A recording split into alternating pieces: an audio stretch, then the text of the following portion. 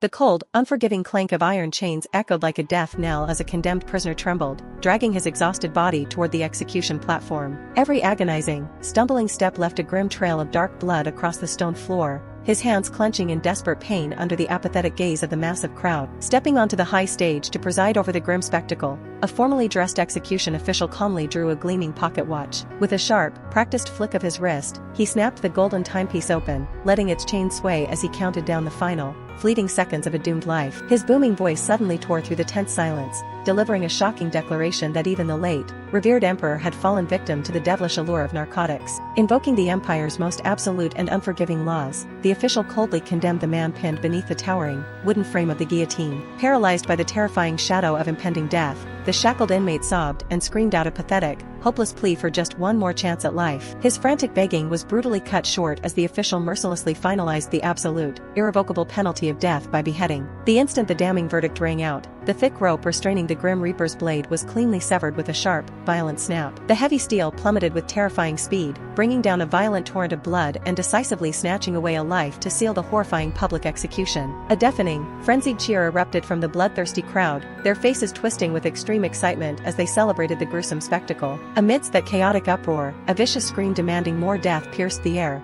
leaving Aileen frozen in sheer terror as she stood paralyzed among the ruthless mob. Surrounded by the terrifying jeers, she could only stare helplessly upward with wide, shocked eyes while her heart pounded frantically against her ribs. With every heavy, desperate heartbeat, the haunting illusion of dark red poppies began to violently bloom in her mind, wrapping her in a suffocating sense of dread. The paralyzing memory eventually gave way to a bleak, dreary morning, where the mournful caw of a circling crow and heavy sighs lamented the capital's hopelessly grim atmosphere. Weaving through the gloomy streets, hushed whispers began to spread among the fearful citizens, gossiping that the recently executed culprit's family was incredibly lucky to escape the guillotine before the ruthless Grand Duke's return. The macabre legend of the Grand Duke was quickly reignited by a discarded newspaper, prompting a passerby to recount the terrifying tale of how he decapitated the king of Kalpen with a single, merciless sword strike. A deep chill ran through the gossiping crowd as they questioned why he would ruthlessly slaughter an enemy monarch instead of keeping him alive as a valuable political hostage. That senseless act of extreme brutality cemented his terrifying reputation as a cold-blooded conqueror willing to casually carry a rival's bleeding, severed head beside a mangled corpse. Shuddering at the sheer horror of his legendary cruelty, the terrified commoners could only come to the dark conclusion that the dreaded Cesare Karl was nothing short of an absolute, uncontrollable madman. The chilling gossip is abruptly interrupted when a wicker basket slips from Eileen's trembling hands, spilling a mound of fresh green herbs onto the unforgiving street. Flustered and completely overwhelmed by the sudden attention, she drops to her knees and scrambles frantically to gather her scattered livelihood. A man in the crowd suddenly stops in his tracks, his eyes locking onto her signature braided hair as a dangerous spark of recognition dawns on his face. The exact moment her identity as the famous apothecary is exposed, Aileen abandons her belongings, spins on her heel, and sprints away in sheer panic. As she desperately flees, she tries to anchor her racing mind to the warm, comforting memories of grateful patients who once praised her miraculous healing touch. Yet, those gentle reassurances are violently ripped away by an intrusive, nightmarish memory of a blood-soaked blade being hastily washed under rushing water. Her thoughts descend into a chaotic hallucination of blooming crimson poppies and gore, driven by a frantic,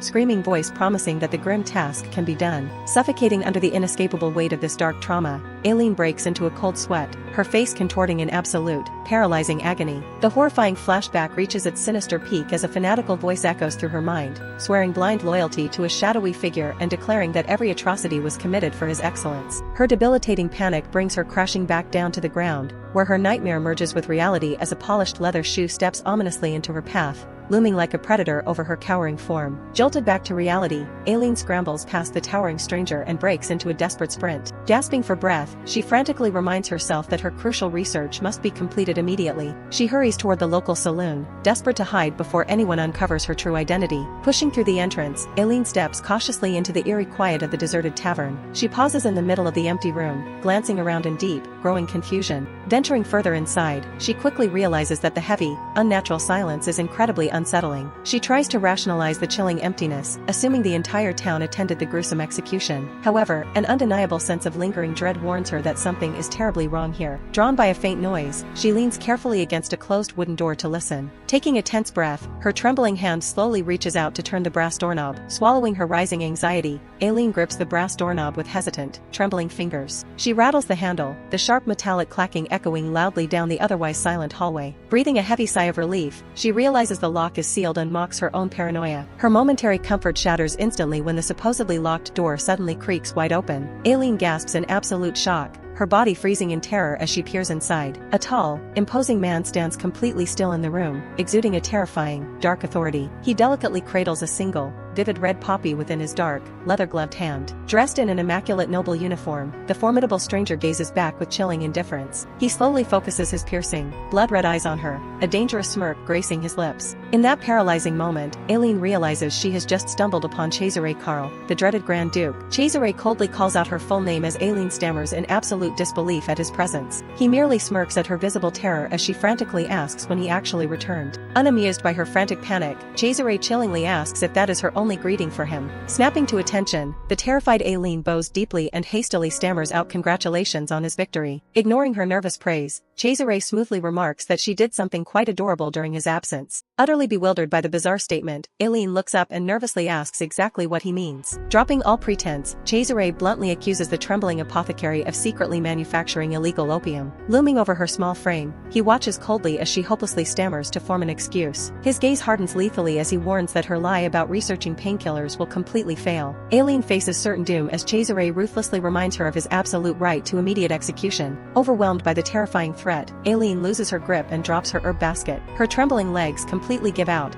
causing her to collapse helplessly onto the floor. Staring up at his merciless red eyes, she weakly stammers out his noble title. She desperately tries to formulate a defense, her voice breaking under his intense gaze. Tears stream down her terrified face as she earnestly pleads her pure, helpful intentions. Her desperate rambling is abruptly cut short when Cesare gently touches her tear-stained cheek. Crouching down to her level, he softly claims he never intended to frighten her. Still cradling her face, Cesare Karl firmly commands the bewildered apothecary to listen closely. Aileen freezes in absolute shock as he abruptly declares his need for a Grand Duchess. Trapping her in his intense gaze, he drops the ultimate bombshell by proposing marriage. The deadly interrogation takes a bizarre turn when Cesare Karl abruptly proposes marriage. Aileen stares back in absolute disbelief, her mind frantically questioning what she just heard. She studies his unreadable expression, desperately hoping the intimidating noble is merely joking. Her racing thoughts struggle to comprehend his terrifying motives if he is actually serious. Cesare Karl remains completely silent, his piercing red eyes intensely observing her panicked reaction. A sudden, overwhelming wave of fear overtakes Aileen as she completely loses her composure. The paralyzing terror of an impending execution completely shatters her ability to think clearly. Trembling uncontrollably on the floor, Aileen blindly blurts out a direct refusal to his proposal. Cesare Karl smoothly pushes up his glasses, his cold expression darkening at her unexpected rejection. Resting an intimidating hand on her head,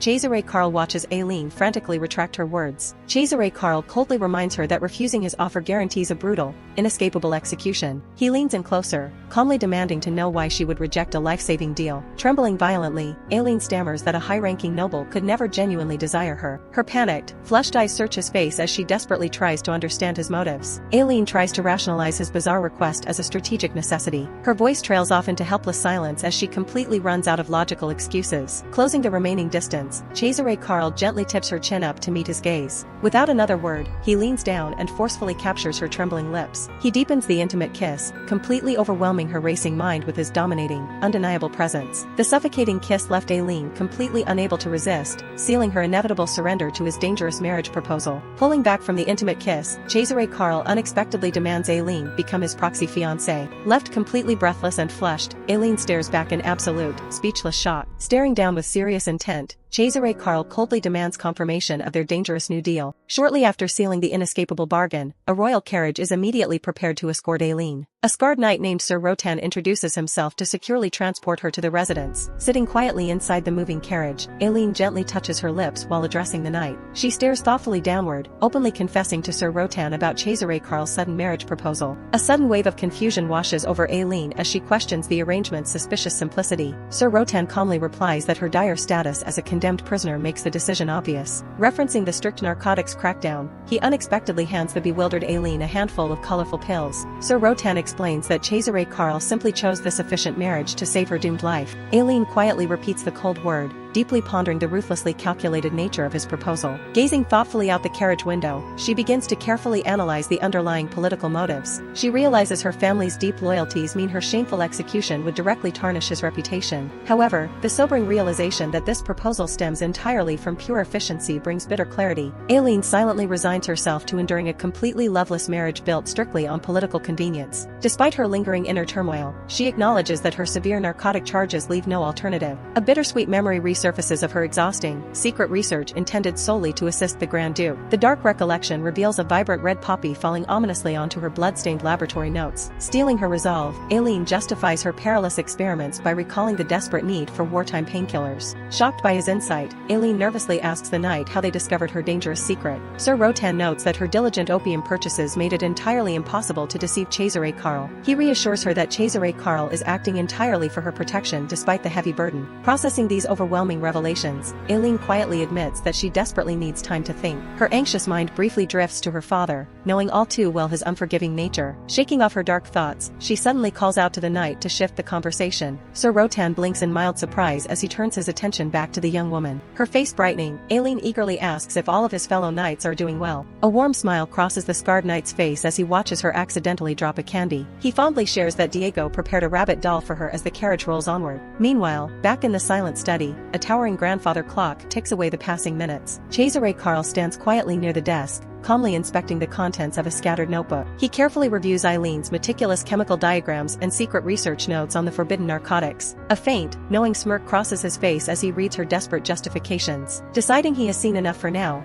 his gloved hand firmly snaps the notebook shut. He coldly ponders if this unexpected marriage arrangement is truly proceeding according to his plan. Standing alone in the gathering shadows, Cesare Karl turns his attention back to the ticking timepiece. As the minute hand creeps forward, he reflects on all these coldly calculated actions. His sinister gaze sharpens as he silently dedicates these ruthless actions to his ultimate, hidden goal. An old, painful memory abruptly pulls Aileen back to a bright day exactly 11 years ago. A beautiful white lily blooms peacefully in the sunlit garden, sharply contrasting her desperate cries for her mother. A tiny, 10-year-old Aileen frantically wanders the vast estate, sobbing as she searches for any sign of her missing parent. Her tearful, panicked search leads her straight into the imposing path of a young Cesare Karl. Looking down at the crying child, he nonchalantly asks if she is the nanny's daughter. Cesare Karl then casually demands to know if she actually goes by her real name instead. Trembling and clutching her dress, the little girl stammers that her name is simply what her mother used to call her. Thick, heavy tears stream down young Eileen's flushed face as she completely breaks down in front of the noble. Startled by her sudden, overwhelming grief, Cesare Karl quickly catches the sobbing child as she collapses into his arms. Clinging tightly to him, the heartbroken Aileen finally chokes out the devastating truth that she has completely lost her mother. Cesare Karl listens quietly as the sobbing child admits her mother told her to stay put. Aileen tearfully confesses that she wandered off after being distracted by a strange flower. A soft, understanding smile surprisingly graces the young nobleman's usually stoic face. He gently reassures the tearful Aileen that her frantic mother is already actively searching. Sweeping her into his arms, Cesare Karl kindly promises to take the lost child back. The warm memory abruptly fades away into the quiet stillness of an empty, sunlit room. Aileen gasps softly as she suddenly awakens from her deep slumber at the wooden table. Slumped exhaustedly over the desk, she reflects on his past as a mere young prince. Clutching her aching head, Aileen deeply regrets not running to Sir Rotan for help instead. Overwhelmed by the complicated past, she rests her head back down in weary, defeated silence. In the haunting memory, her mother firmly commands a young Aileen to listen carefully. The woman insists their family exists solely to protect Cesare Karl's pristine royal honor. Her fading figure desperately urges the child to never forget the sacred, lifelong duty. Slumped exhausted across the wooden table, Aileen painfully echoes that unyielding childhood vow. She recalls how Cesare Karl graciously crowned his blood brother after the fierce succession war. The empire unanimously reveres the Grand Duke as an exceptionally noble and righteous figure. He is universally celebrated as a truly great existence beyond any earthly reproach. Resting her heavy head, Aileen realizes her late mother would never allow this scandalous marriage. Her severe narcotic charges would forever remain a dark, unforgivable stain upon his perfect honor. Filled with agonizing guilt, Aileen slowly pushes herself up from the cold wooden desk. Staring blankly ahead, Aileen desperately tries to think of some way to escape the impending marriage. Glancing out the window, she suddenly realizes how late it has gotten as the sun sets. Her eyes widen slightly as a sudden realization dawns on her regarding her absent father. Looking around the messy floor, she notices the empty liquor bottle scattered carelessly near the desk. The fading light from the window only deepens the gloomy atmosphere as she calls out for him. Surrounded by the discarded bottles, Aileen questions why her father has still not returned home. A full week quickly passes,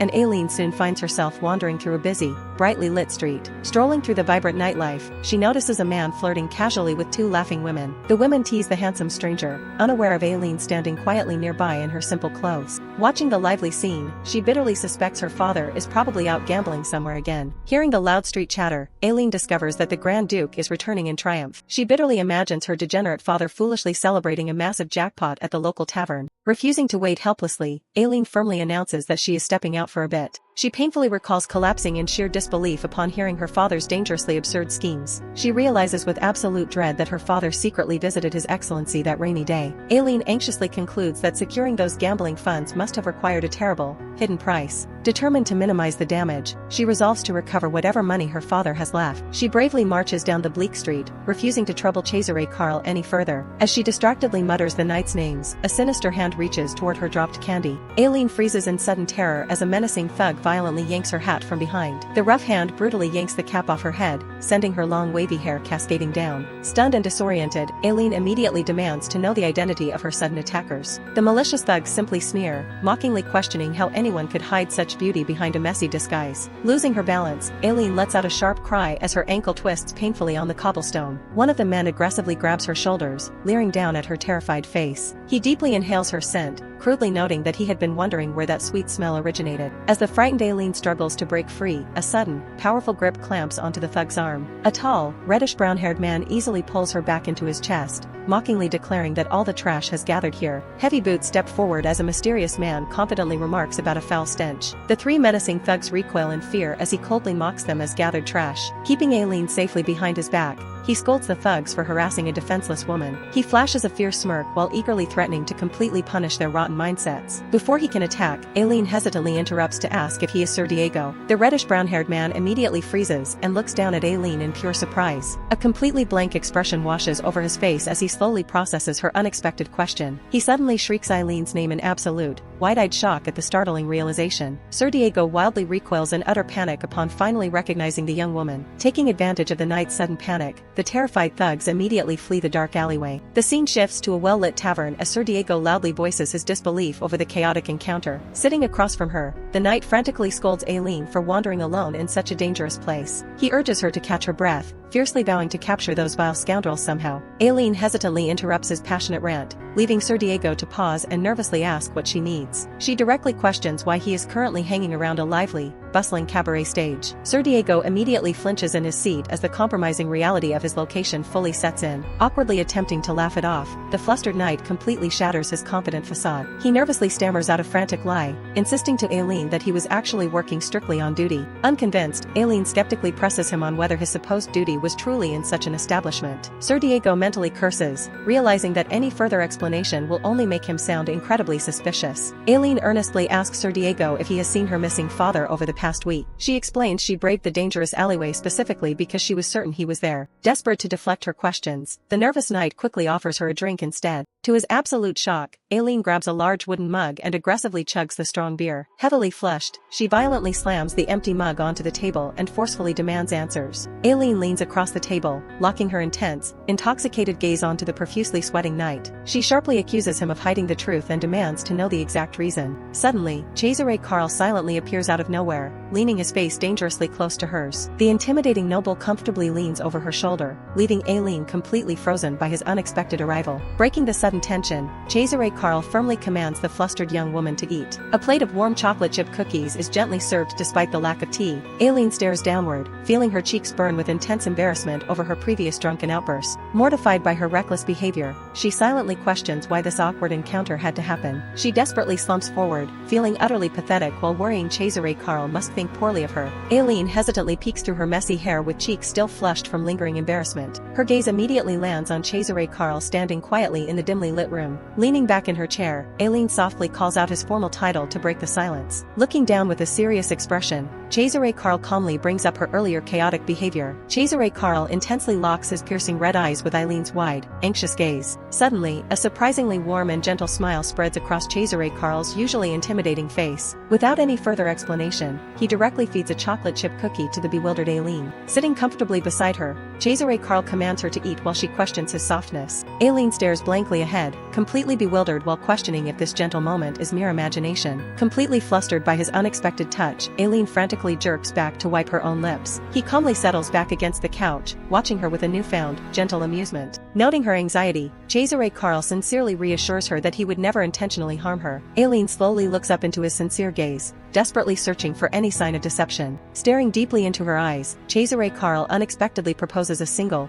dangerous exception: a kiss. The fragile tension instantly shatters as Cesare Karl firmly cups her cheek, leaving Aileen completely frozen. Cesare Karl stares intently down at her, smoothly questioning why she still doubts his absolute sincerity. She averts her gaze, pointing out that he never treated her this intimately before the campaign. Cesare Karl remains completely unfazed, confidently explaining that their current situation is now vastly different. Aileen looks up in genuine confusion, blankly repeating the unexpectedly long timeframe he just mentioned. A confident, almost predatory smirk crosses Cesare Karl's face as he watches her connect the dots. Blushing fiercely under his intense stare, Aileen covers her face while questioning her own chaotic reactions. Her head spins wildly as she weakly tries to process the sudden, overwhelming intimacy between them. Cesare Karl leans dangerously close, boldly offering to provide more physical proof of his absolute sincerity. Leaning in incredibly close, Cesare Karl suddenly asks if she disliked their earlier kiss. Leaning back comfortably, he watches her chaotic reaction with an intense, heated gaze. The overwhelming emotion triggers a sudden flashback where the two are seen passionately kissing. The memory fades, leaving Aileen sitting alone while clutching a bouquet of white lilies. She looks down at the flowers and softly admits she cannot answer him honestly. Deep in thought, she firmly decides to focus entirely on completing her difficult research. Aileen also considers the daunting possibility of outright refusing his sudden marriage proposal. A torn piece of paper silently drifts downward as she ponders her complicated situation. Holding the pristine lilies, she warmly recalls her deep feelings of love for him. Cesare Karl's dark silhouette remains vividly reflected within her wide, emotionally overwhelmed eye. Hanging her head in despair, Aileen bitterly wonders how someone like her could ever accept him. Cesare Karl stares down intensely as Aileen quietly confesses that she actually disliked their earlier kiss. He firmly strokes her cheek,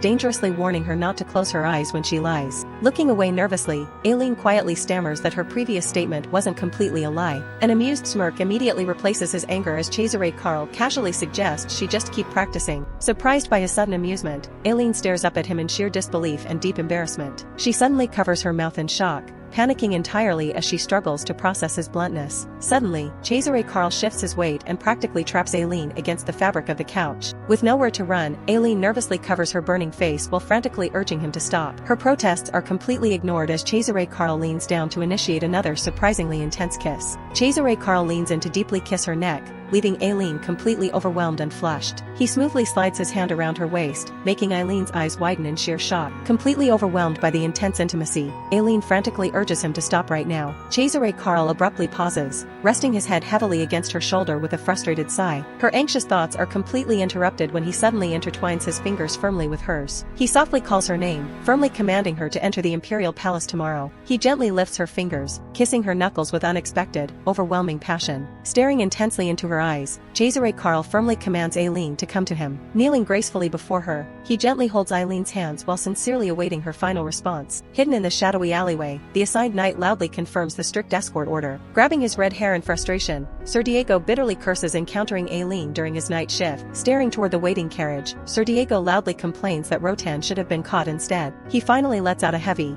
defeated sigh under the bright moon, abruptly dismissing his complaints. Sir Diego confidently steps further into the dimly lit dungeon with a deeply serious expression. His arrival is immediately met with a panicked voice frantically screaming his name from the darkness. A disheveled older man desperately clings to the knight's leg, pitifully begging to be spared. Trembling with fear, the captive loudly pleads that Aileen must be actively looking for her father. Sir Diego stands completely unmoved, staring down coldly at the groveling man at his feet. Before the knight can respond, a deep, authoritative voice abruptly calls out Sir Diego's name.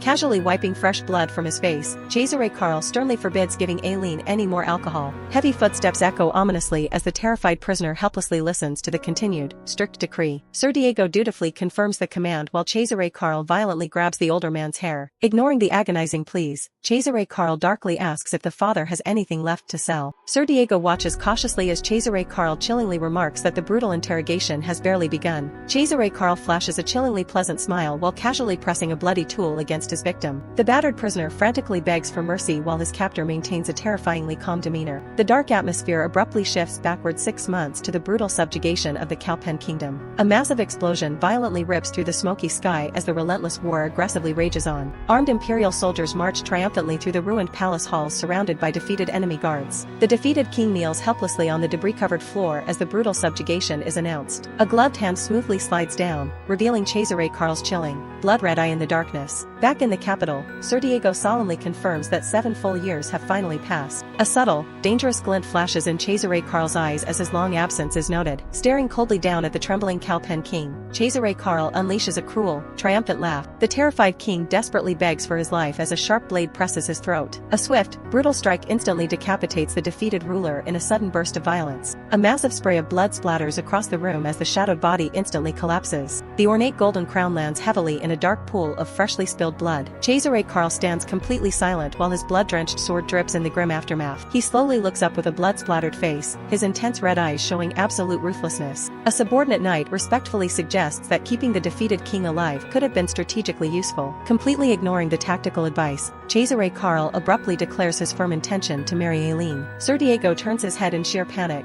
visibly sweating at the shockingly sudden announcement. When warned that Aileen might feel burdened, Cesare Karl coldly replies it beats the guillotine. He quietly steps away to gaze out of a massive window at the brightly burning sunset. Dark crows suddenly scatter across the fiery horizon as a lingering thought escapes his lips. A dangerously confident smile finally crosses his face as his ruthless plan falls perfectly together. Loud, triumphant bells suddenly chime across the capital to signal the long-awaited victory celebration. A dense, eager crowd quickly forms as desperate citizens struggle to see the parade. Caught in the chaotic crush, Aileen is forcefully shoved around by the excited onlookers. Colorful flower petals rain down everywhere as the grand military procession finally begins. Aileen desperately tries to keep her balance as massive red flags wave proudly overhead. The rhythmic, thundering beat of marching drums vibrates intensely through the packed streets. A triumphant horn fanfare loudly announces the impending arrival of the celebrated returning heroes. Aileen gasps in sheer awe as she finally catches a clear glimpse of the leader. Deafening cheers of absolute joy erupt as the ecstatic crowd passionately praises their empire. Cesare Karl rides majestically through the adoring masses, officially hailed as their conquering hero. The passionate crowd loudly screams praises of glory for his grace, Grand Duke Cesare. Surrounded by cheering citizens, Aileen watches the grand spectacle unfold from the dense crowd. Her heart pounds wildly against her chest as she gazes at the majestic noble. A beautifully gloved hand gently extends outward to offer a pristine white lily. Cesare Karl affectionately hands the delicate flower to a cheering young girl. Aileen stands completely frozen, silently watching the surprisingly gentle interaction amidst the bustling chaos. Feeling a sudden pang of complicated emotions, she quietly turns around to walk away.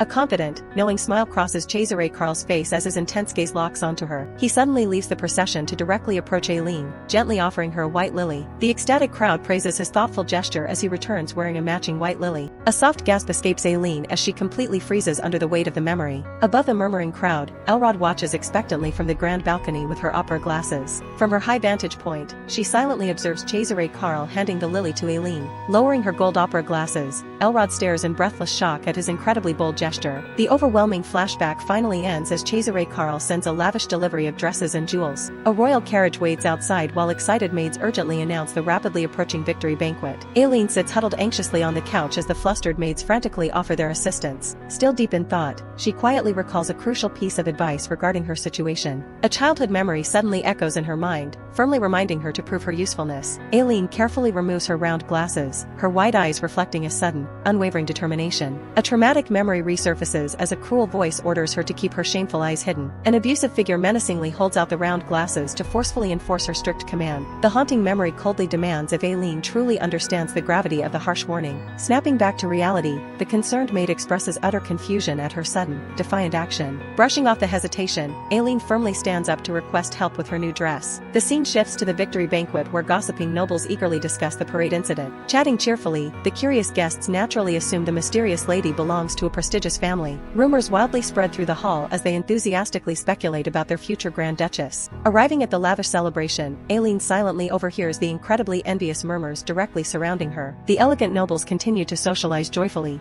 completely oblivious to Aileen's true identity. Overwhelmed by the glamorous atmosphere, Aileen nervously questions if she made a mistake by attending. She quickly reassures herself by recalling how Cesare Karl sincerely requested her presence earlier. The lingering memory of his warm hands holding hers provides a brief, necessary comfort. Resolving to just greet him quickly, Aileen cautiously begins navigating through the crowded banquet hall. Distracted by her anxious thoughts, she accidentally bumps into another elegantly dressed guest. Aileen quickly stammers a polite apology as she looks up at the blonde noblewoman. A subtle, highly suspicious smirk slowly forms on the noblewoman's lips upon seeing her face. Recognizing her face, Aileen nervously breaks the silence by asking if she is Lady Elrod. Elegantly holding her golden fan, Lady Elrod smiles down with a cunning, unreadable expression. Meanwhile, someone picks up a small vial while asking a doctor about the royal engagement. The pharmacist cheerfully confirms that news of the popular engagement travels incredibly fast. A stunning, framed portrait elegantly displays the breathtaking beauty of the future empress. Smiling at the mistaken identity, she boldly announces her return, officially introduced as Ornella von Parbolini, the emperor's fiancée. Aileen finds herself standing before a noblewoman who exudes an almost untouchable grace. Ornella von Parbolini, the emperor's fiancée, looks back with a polite but calculating smile. Standing next to someone so perfect, Aileen feels completely out of place in her borrowed finery. She breaks into a cold sweat, feeling the weight of every eye in the ballroom on her. Ornella moves through the crowd with practiced ease, leading the way. The other noblewomen don't even try to hide their stares as Aileen follows behind. Aileen's mind starts to drift, overwhelmed by the intensity of the night. She flashes back to Cesare, remembering the terrifying way he claimed her in front of everyone.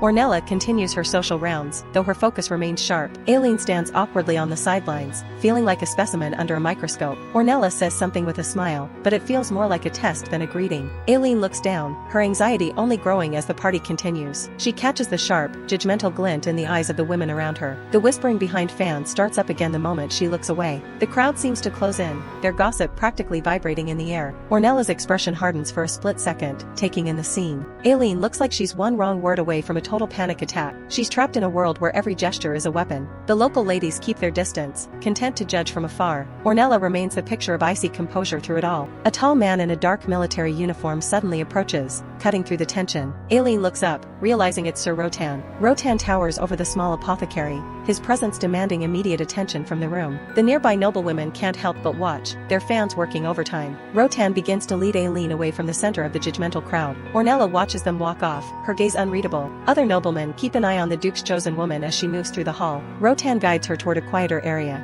his manner surprisingly professional. Aileen tries to lighten the mood with a nervous, awkward laugh. Rotan looks down at her, a prominent scar marking his otherwise stern face. He presents her with a dance card, catching her completely off guard. Before they can exchange more than a few words, Diego jumps in and grabs Rotan from behind. Aileen blinks behind her glasses, totally confused by their sudden bickering. She turns bright red as she realizes everyone is still watching this little spectacle. Diego and Rotan trade barbs, clearly having a long-standing rivalry. Another blonde officer watches the scene with an amused, knowing look. Aileen looks down at her order of dances. It's already filling up with names. Rotan ignores the rest of the room and leads Aileen out toward the balcony. She's still trying to catch her breath after the whirlwind of the banquet hall. She notices something strange. The very first line on the dance card was left completely blank. Rotan looks out into the night, seemingly satisfied with how the evening is turning out. They find themselves standing before a massive, glowing glass conservatory under the moonlight. Aileen glances back as she realizes she's being followed into the night. Rotan watches her go, a faint smile playing on his scarred face. She stops at the entrance of the greenhouse, the moonlight catching her profile. The glass structure looms above her, glowing like a lantern in the dark. Stepping inside, Aileen realizes just how much the place has changed since she was last here. Memories seem to hit her all at once as she looks around. The flowers are blooming everywhere, their scent filling the air. But she isn't alone. Cesare is already there, looking like he belongs in this regal setting. A sudden memory of a young girl tending to a plant flashes through her mind. The weight of the past makes Aileen look incredibly wistful. Her eyes reflect the shimmering light of the conservatory. Cesare's outfit is impeccable, right down to the ornate brooch on his chest. The scale of the place is massive, making them both look small among the greenery. He turns to her, those red eyes pinning her in place. Without a word, he starts to walk away, and she has no choice but to follow. She watches him, her mind racing with a mix of fear and curiosity. Aileen forces herself to bow, offering a formal congratulations on his recent victory. But up close, the sheer terror she feels is practically written all over her face. Cesare stands his ground, looking down at her with a heavy, unreadable expression. She stammers an apology, clearly struggling with the rigid social rules of the palace. He cuts her off and takes her dance card, reminding her that she still owes him a dance. He doesn't even wait for an answer before he starts writing his own name down. Holding out his hand, he commands her to come with him. Aileen hesitates, her eyes fixed on the floor. She looks at the card and sees Cesare Karl's name written boldly on the first line. He stands there waiting, a dark silhouette against the lush plants. She tries to manage a polite smile, but it's clearly forced. Every instinct she has is telling her to be careful around this man. Cesare looks every bit the powerful Grand Duke he's supposed to be. Another memory surfaces, a much happier dance from long ago. A younger Aileen, spinning around without a care in the world. But the memory sours, shifting to a woman screaming about the importance of dance lessons. The young girl is on the floor, trembling and begging for forgiveness. Present-day Aileen is clearly haunted by the voice of her mother. Suddenly, Cesare reaches out and tilts her chin up, forcing her to look at him. He breaks her out of the nightmare, his gaze intense and grounded. He's looking at her like she's the only thing in the room that matters. They stand together in the heart of the greenhouse, surrounded by red roses. Above them, the full moon shines through the glass ceiling. Aileen quietly thanks him for the dress as they start to walk together. She looks down at the expensive fabric, still feeling like she's in someone else's life. Cesare glances back, his expression softening just a fraction. A bush of vibrant red camellias blooms under the soft light of the greenhouse. Aileen gushes over the flowers, admitting she's only ever read about them before today. Cesare watches her with a small, uncharacteristic smile as she marvels at the sight. He reaches out towards a branch, his large hand dwarfing the delicate petals. Aileen's eyes widen in surprise as she realizes what he's about to do. With a sudden snap, Cesare breaks off a flowering branch right in front of her. She looks up at him, breathless and clearly taken aback by his impulsive action. Stuttering, she suggests it might be better to put the branch down before they continue their talk. Despite the shock, she can't help but be captivated by the beauty of the gift he's just taken. Cesare's gaze is heavy and intense as he looks down at her. The two of them stand in a world of their own amidst the lush greenery. Aileen tries to regain her composure, her heart still racing. They move through the conservatory together, a strange tension hanging between them. Cesare reaches out to adjust her hair, his touch sending a jolt through her. He leans in close, the dark silhouette of a sword appearing in the foreground like an omen. He gives her a knowing, almost predatory smirk while cradling the back of her head. Elsewhere in the palace, the sound of rhythmic footsteps echoes through the corridors. Diego and the scarred man stand together, watching the night with serious expressions. Michelle, one of Cesare's knights, looks completely stressed out as she wipes sweat from her brow. As a high-ranking knight, she's clearly feeling the weight of the night's events. She sighs deeply, wondering if she's the only one who didn't get a dance invitation. The trio of knights stands in the hallway, the atmosphere growing increasingly grim. Michelle's face contorts with a mix of shock and growing alarm. Inside the grand ballroom, the massive chandelier illuminates the imperial crest. A hush falls over the room as two figures appear in the doorway, framed by the light. The noble guests turn to look, their faces filled with confusion and fear. A dark, horrific vision flashes, Cesare and Aileen drenched in blood as he holds her close. Whispers spread like wildfire as the older nobles try to make sense of the scene. Cesare's blood-splattered face is a terrifying contrast to his handsome features. Suddenly, the scene shifts to a bright, sunny garden from years ago. A young Aileen and a young Cesare sit together at a tea table, surrounded by guards. Even as a boy, Cesare had a cold, piercing gaze that felt far too mature. Young Aileen looks at him curiously, her hands wrapped around a porcelain teacup. She takes a polite sip, trying her best to follow the strict etiquette of the palace. The young boy watches her every move with a calculated, silent intensity. A nearby servant looks on in shock as the boy says something cold and unexpected. The tea set sits delicately on the table, a symbol of their fragile peace. Suddenly, the table is kicked over, tea splashing everywhere as the boy stands up. He looks down at someone with utter disdain, his eyes glowing with a familiar red fire. In the shadows, a brutal act of violence unfolds as someone is forced to drink. The sounds of gagging and blood hitting the floor fill the air in the dark memory. Young Aileen is left sobbing, her face pale with pure, unadulterated horror. The childhood tea party memory persists, a fleeting moment of eerie normalcy before the impending darkness. The memory shatters as the morning light breaks through the window, pulling Aileen back to the present. Aileen lies curled on a sofa, her sleep disturbed by the haunting echoes of her past. She stares blankly into the distance, her eyes reflecting a weariness far beyond her years. A bloody sword lies abandoned on the floor, a chilling image from her recurring nightmares. In her mind, she sees a tall, dark figure looming over her as she weeps amidst a scene of carnage. The vision of her own tear-streaked face is seared into her mind, a constant reminder of her trauma. Sitting up on the sofa, Aileen steels herself, determined to keep facing the horrors of her reality. She reaches for a small, elegant black box, her fingers trembling slightly as she touches it. Inside, a finely crafted silver pocket watch gleams, a gift she intends to present with a specific purpose. She remembers the face of a man from her past, his gaze cold and clinical behind his spectacles as he examined her. He has to give me the chance to present my gift, she thinks, clutching the box tightly to her chest. Her thoughts drift back to a day of betrayal outside a grand estate,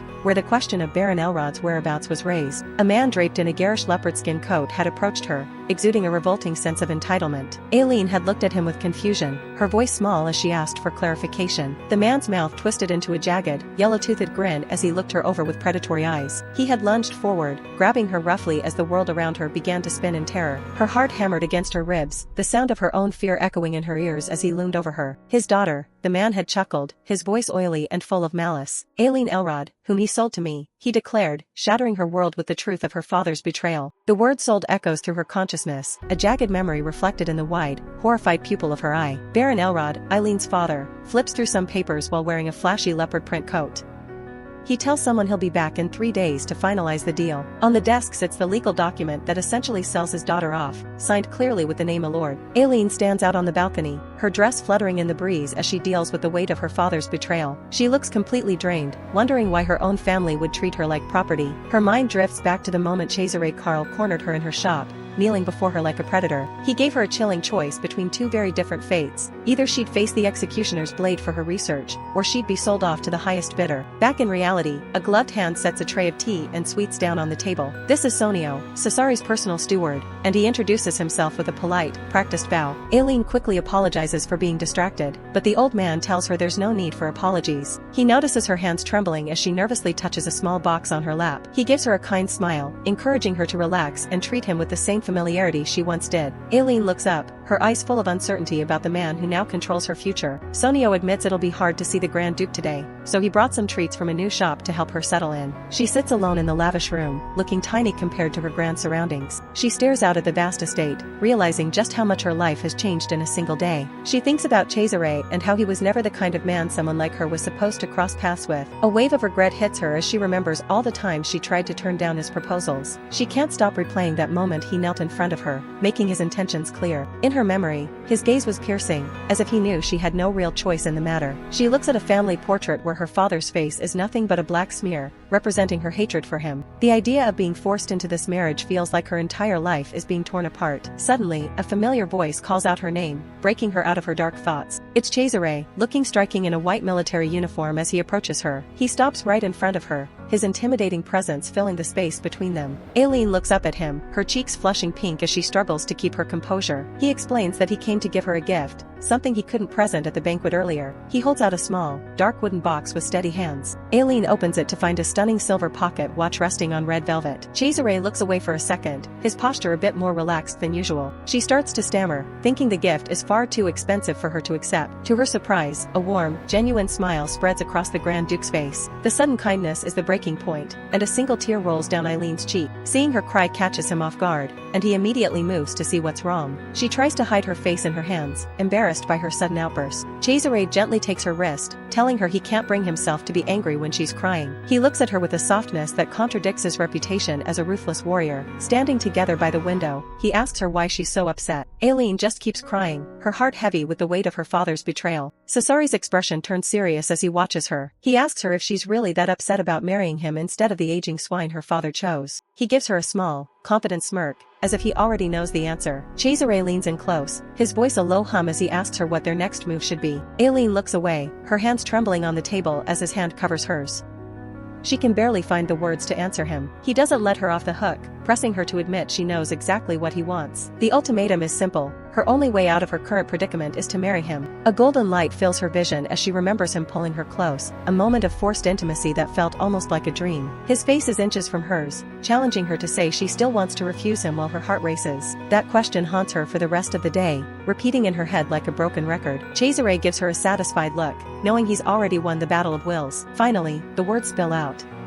She agrees to marry him, her eyes wide with the realization of what she's just signed up for. They stand outside her small shop, the sunset casting long shadows over the beginning of their arrangement. Cesare's smirk returns, but Aileen isn't done. She has one condition: she wants her laboratory reopened. She looks down, telling him that without her work, she'll be nothing but a burden of a Grand Duchess. She promises him that once her current research is finished, she'll never touch anything dangerous again. Instead of answering with words, Cesare leans in, his gaze fixed on her lips. Aileen gasps, trying to ask him to wait, but the air is pulled right out of her lungs. He pulls her into a deep, possessive kiss by the window, the world outside disappearing as he stakes his claim. It's a kiss that tells her she no longer belongs to herself. He grips her hand tightly, pinning her in place as the reality of her new life sinks in. She can't pull away, completely overwhelmed by the intensity of the man she just agreed to marry. When he finally pulls back, his red eyes are filled with a dark amusement. Night falls over the city, the laundry line swaying in the breeze as the streets grow quiet. Aileen walks through the crowds, her high-class clothes making her stand out among the common folk. She clutches her coat, trying to remind herself that she isn't technically his wife just yet. She wears a hat and veil to hide her face, feeling the weight of the social scandal her marriage will cause. Cesare walks beside her, blending into the night but never letting her get more than an arm's length away. He reaches out and tilts her chin up, telling her there's no point in hiding. He pulls her back against him, his arm firm around her waist as they navigate the busy streets. She worries that someone will recognize him. After all, the Grand Duke isn't exactly a face you forget. They stop in front of a grand building, its windows glowing under the light of the full moon. Aileen looks up at the theater, unsure why he's brought her to such a public place. Inside, a woman in a vibrant red dress dances across the stage, her movements fluid and mesmerizing. Aileen scans the room, wondering how a place so dazzling could exist in the middle of her nightmare. Suddenly, her heart stops. She recognizes the woman center stage. It's Marlena, a performer she knows all too well. She flashes back to a time in her lab when a woman came to her with a desperate request. In her memory, the woman's eyes were sunken and tired, begging for a way to escape her pain. Marlena had asked for something that would let her die beautifully, a request that still haunts Aileen. Now, seeing her alive and performing is a shock that Aileen wasn't prepared for. Marlena belts out a song, her voice filled with a fake joy that the audience eats up. Cesare watches her reaction from the shadows of their box, his expression unreadable. Aileen is stunned. Marlena isn't just performing, she's looking right at them. The song is full of bitter lyrics about sickening lies and sugar-coated words, and Aileen can't help but feel every note is directed at her. Cesare asks Aileen if she recognizes the woman on stage, his voice low and calculating. Marlena looks on with a sharp, guarded expression, her performance hiding a deeper bitterness. Cesare leads Aileen toward the heavy double doors of the theater's private lounge. He questions if she's truly prepared to face her father after everything she's witnessed. Aileen's gaze is fixed ahead, her heart hammering against her ribs with every step. She tells Cesare that she can't run away, she needs to confront him for trying to sell her like a piece of property. They step into the dimly lit, opulent room where the revelry is in full swing. Across the room, she sees Baron Elrod laughing drunkenly, surrounded by women and excess, oblivious to his daughter's presence. Aileen's hand shakes as she takes in the sight of her father's debauchery.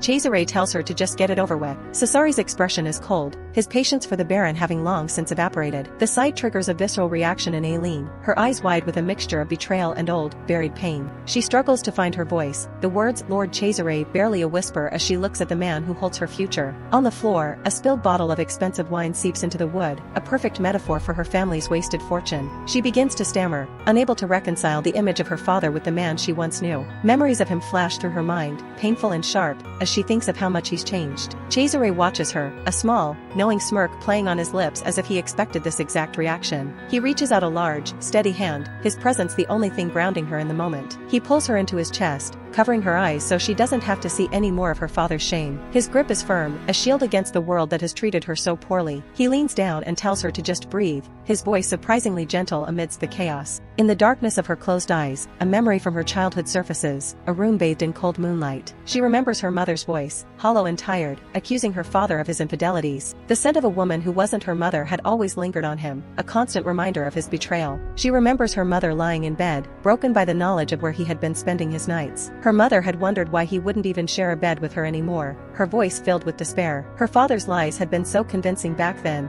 telling her mother she was the only one. Aileen had watched it all, the gentle pats on her head meant to soothe her while her family crumbled. The memory fades back to the present, the sight of her father's hat on the table bringing her back to the harsh reality. Aileen looks up at Cesare, the man she's agreed to marry to escape this cycle. He holds her securely from behind, his presence a physical weight in the hallway. He reminds her to keep breathing, guiding her through the onset of a panic attack. Baron Elrod suddenly looks up and sees them, his drunken smile vanishing as he follows falls back in terror. Cesare looks down at the pathetic man, his voice dripping with disgust as he calls him out for selling his own daughter. The Baron stammers, trying to make excuses for being in such a scandalous place. Cesare's eyes glow a dangerous crimson, his aura becoming suffocating as he speaks of his own impulsiveness. He leans in and threatens to slit the man's throat if he ever makes another mistake, leaving no room for doubt. Without another word, Cesare leads Aileen out, telling the Baron that he's just squandered his very last chance. They find a quiet moment away from the crowd, Cesare watching her closely as she sits in the carriage. He tells her she can finally open her eyes, promising her that the ordeal is over. Aileen's hand trembles as she grips his sleeve, the only anchor she has left. Cesare places a hand on her head, his expression softening ever so slightly as he tells her it's time to go. A subordinate with a scarred face and silver hair enters the room, addressing Cesare with a respectful bow. The subordinate informs Cesare that Marlena has requested an audience, her persistence evident even now. Cesare continues to gently stroke Aileen's hair as she sleeps, dismissively replying that it's not a good time for a meeting.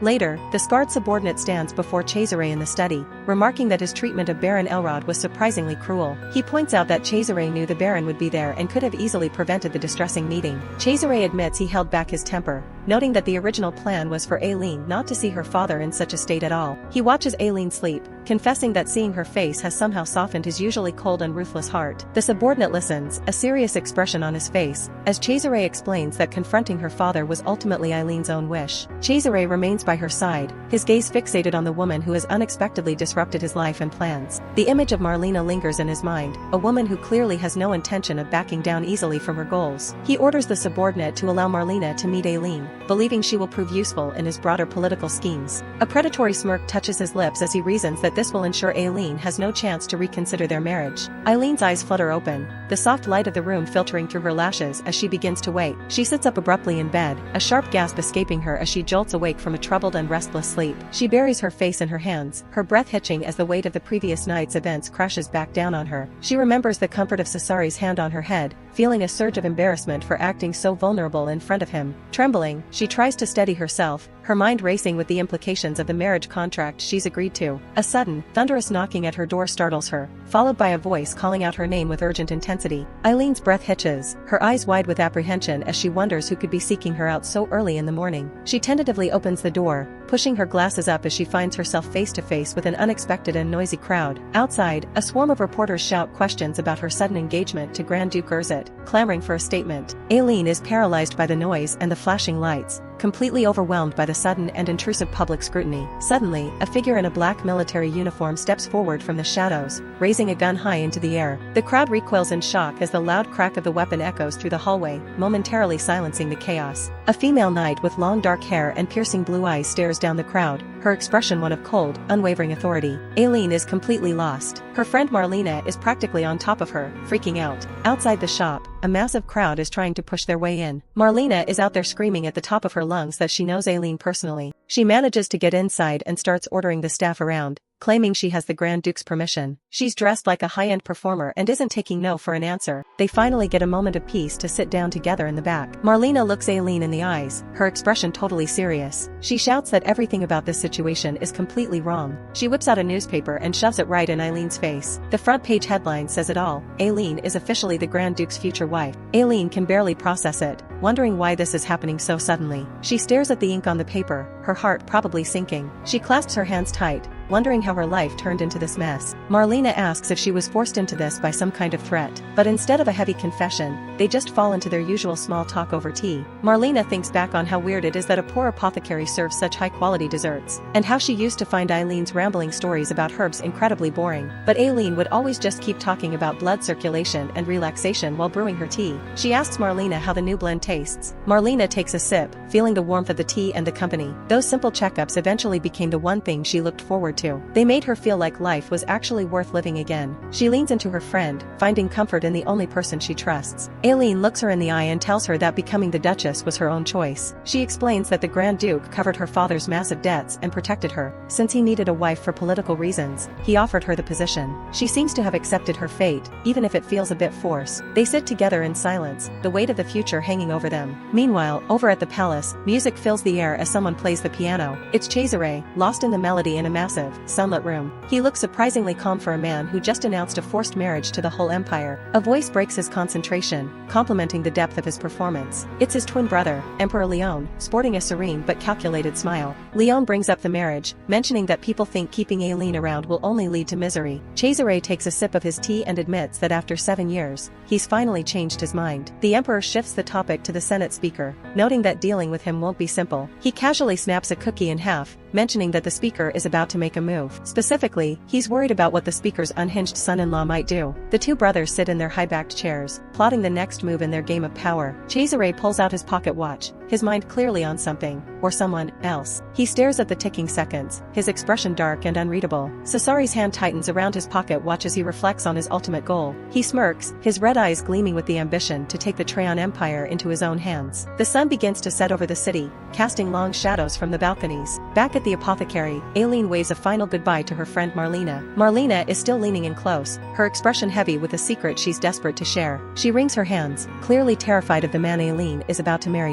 She describes how Cesare calculates every move with zero margin for error, showing no mercy. Marlena looks completely shaken, the fear clear in her wide, trembling eyes. She describes him as a literal demon hiding in a human skin. She warns Aileen that he might be playing a role now, but his true nature is far more sinister. Marlena admits she's been watching from the shadows, learning just how dangerous he truly is. She even threatens to flee the country if Aileen doesn't go through with this marriage for her own safety. Aileen just offers a soft, sad smile, as if she's already accepted whatever comes next. She looks up at the shifting clouds, feeling small in the face of the grand designs being built around her. Marlena finally walks away, leaving Aileen alone with her thoughts and the orange trees. Aileen stares at the newspaper again, the Grand Duke's cold profile staring back at her. She sighs, never expecting their private arrangement to be broadcasted to the entire world so fast. The heavy, ornate gates of her world seem to be closing shut. She buries her face in the paper, screaming internally at the absurdity of Cesare's public stunt. A sudden realization makes her look up, her heart skipping a beat. The sunlight filters through the trees, making the ripe oranges look like gold. A guard standing with his back to her delivers an urgent message. The Grand Duke has summoned her. Aileen's eyes go wide as she stares at the man's uniform. Something about the way he's dressed feels strangely familiar, though she can't place it. She looks at him with a mix of suspicion and hope. A memory from years ago flickers in her mind, a man telling her he'd never send a stranger to fetch her. He promised that if he ever called for her, it would be through someone she'd recognize. Cesare's face in the memory is younger,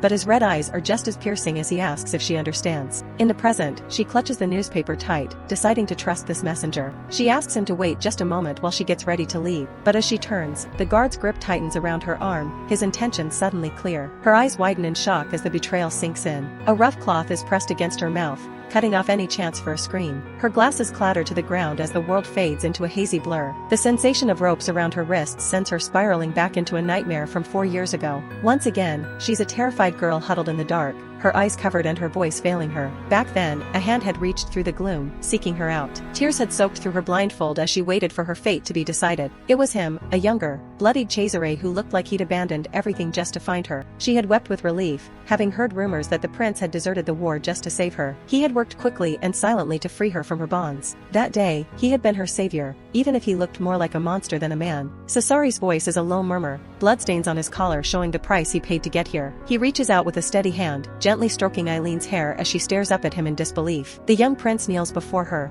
his ornate military cape pooling on the floor around them. The memory of that first rescue is vivid, the smell of smoke, the sound of her own ragged breathing. She had looked at him through tear-filled eyes, whispering the title she'd only heard in hushed rumors. But that was then.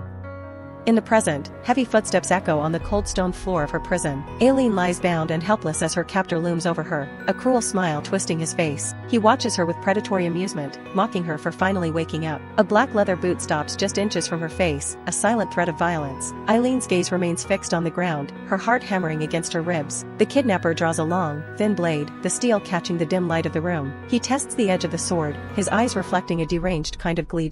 Across the room, Aileen's round glasses lie forgotten on the floor, one lens catching a stray beam of light. Elsewhere, Cesare's loyal knights are already on the move, investigating the sudden disappearance. Cesare himself is a portrait of controlled fury, his red eyes glowing in the shadows. He stares at the empty spot where Aileen should be, realizing the situation has spiraled out of control. Zenon, a silver-haired knight with sharp eyes, suggests that a high-ranking official might be the culprit. Diego reports that the illegal drug trade on Fiore Street all leads back to the same man. The tension in the air is thick as the knights prepare for a confrontation they know will be bloody. Cesare calmly wipes a smudge from his cheek, his voice cold as he promises that Aileen will be waiting. The abandoned brick house stands silent and ominous against the dark night sky. Inside, the kidnappers have gathered, their voices low as they discuss the Duchess they've captured. Aileen listens to their taunts, her mind racing for any way to escape. The lead kidnapper leans down, his face uncomfortably close to hers as he mocks her noble status. He reveals a shocking truth, that Cesare once abandoned a battlefield just to find her years ago. Aileen's breath hitches as she remembers the young prince who came for her when no one else would. A rough hand grabs her by the hair,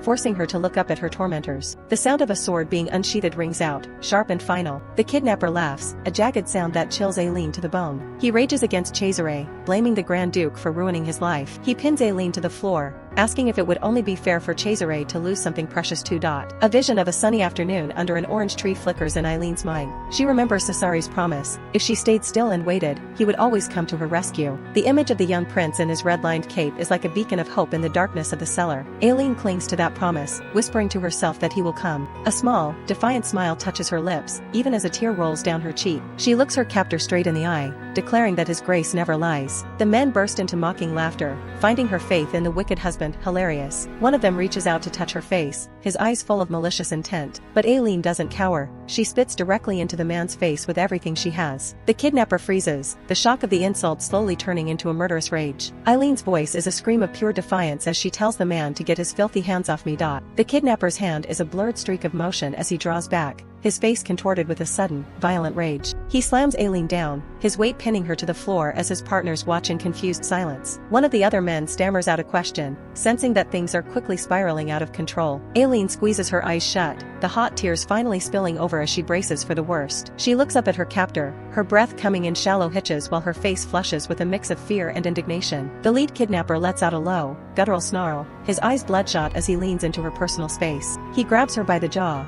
his grip like iron as he forces her to look at the malice dancing in his eyes. Aileen screams at him to get off, her voice cracking under the weight of her terror. The man lets out a dark, jagged laugh, whispering a promise that he's going to enjoy breaking her spirit. His hand reaches out, a looming shadow that seems to swallow the light in the room. Aileen fights to keep her breathing steady, her mind racing as she tries to find a shred of hope to cling to. She whispers Cesare's name like a prayer, imagining him standing tall and invincible in a halo of light. In the darkness of her mind, she sees a hand reaching out for her, a silent promise of protection. A vision of the Grand Duke's face appears, his expression unreadable but his presence absolute. Her eye widens, reflecting the sudden, blinding light that pours into the dark room from above. The heavy door is kicked off its hinges with a thunderous crash that shakes the very foundations of the house. The kidnappers stumble back in shock, their eyes wide as they stare at the silhouette framed in the doorway. The leader shrieks in disbelief, demanding to know how anyone could have found their hidden lair. Aileen's heart leaps into her throat as she calls out to the man she knew would come, pleading to go home. Cesare steps into the room, his presence as cold and absolute as a shadow passing over the sun. He dismisses her request with a flat, final tone, his gaze fixed on the trembling men before him. Cesare levels a gleaming pistol at them, his red eyes glowing with a cold promise that Aileen will be staying with him now. Night falls over the grand estate. A sudden blur of light and memory hits. The floor is stained with the aftermath of a brutal fight. Bodies are scattered across the stone hallway. Cesare didn't leave anyone standing. He carries Aileen through the carnage as if it's just another Tuesday. She's safe now, but the shock of the rescue is still written all over her face. Meanwhile, the Senate chairman is desperately pleading his case. Inside the luxury of the palace, the atmosphere is incredibly tense. Emperor Leon listens to the reports while his brother plays with a drink. Cesare isn't in a merciful mood. He's suggesting his rival should pluck out his own eye. Leon tries to remain calm despite the darkness of the conversation, but Cesare's crimson eyes show he's serious about the violence. Later that night, the Duke looks back as his bedroom door opens. Aileen walks in, looking hesitant in her thin nightgown. She notices his bandaged hand and goes straight to him to check it. She asks if the wound is deep, her apothecary instincts taking over. He catches her hand, stopping her work. He says her name, remarking that she must have been waiting for this moment too. He leans in close, his voice dropping low.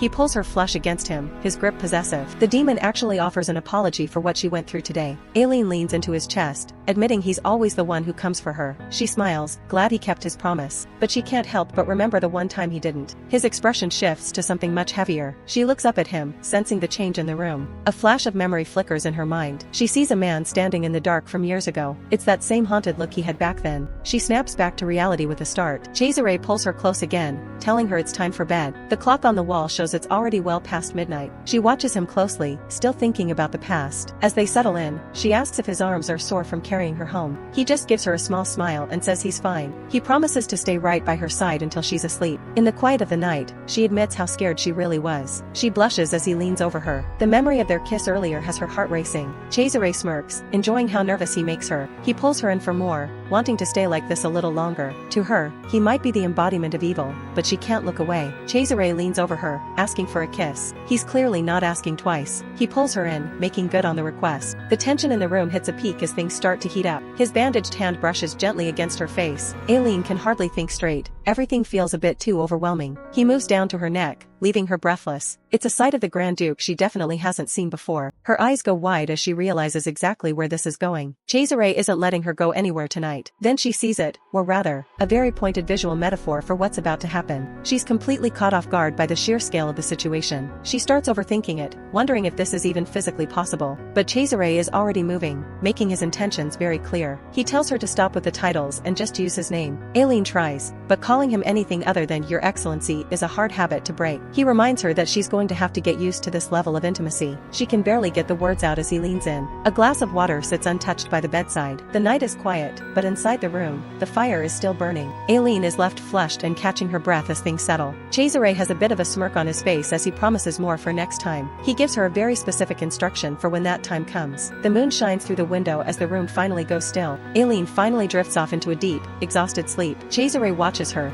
gently brushing a stray hair from her face. He sits on the edge of the bed, just staring at her for a long moment. There's a look in his eyes that's hard to read, part possessiveness, part something softer. Suddenly, a memory from the past breaks through the quiet. Back to when the war was just starting and the city was full of fear. Aileen had begged him not to leave her behind, but Cesare was cold back then, insisting there was nothing he could do. She was left in tears as he prepared his departure. He walked away without a second glance, leaving her reaching out in the hallway. He told himself he'd just make it up to her when he finally returned. He stood by the executioner's block at sunset, ready for the bloody path ahead. Those crimson eyes have seen a lot of death since that day. And honestly, they haven't changed all that much. Back in the present, Cesare sits alone in the moonlit room. He looks down at the bandages on his hands, thinking of the cost. To him, this is the only world that matters, the one where she exists. He watches her sleep, his gaze lingering on the woman he conquered a kingdom for. Cesare leans over and presses a soft kiss to Aileen's forehead while she sleeps. Sweet dreams, Aileen, he whispers before slipping away into the night. The room remains quiet, the moon being the only witness to the Grand Duke's fleeting moment of tenderness. A few days later, the celebratory atmosphere of the city is sharply interrupted by the grim sight of a blood-stained guillotine. A prisoner trembles in his final moments, the heavy weight of the blade looming over him. The guillotine drops and the crowd erupts in cheers, a dark testament to the current state of the empire. Inside a passing carriage, Diego watches the festive execution with a look of pure disgust. His companions agree that the public's thirst for blood is a sign of a very unhealthy society. Sir Rotan looks out the window,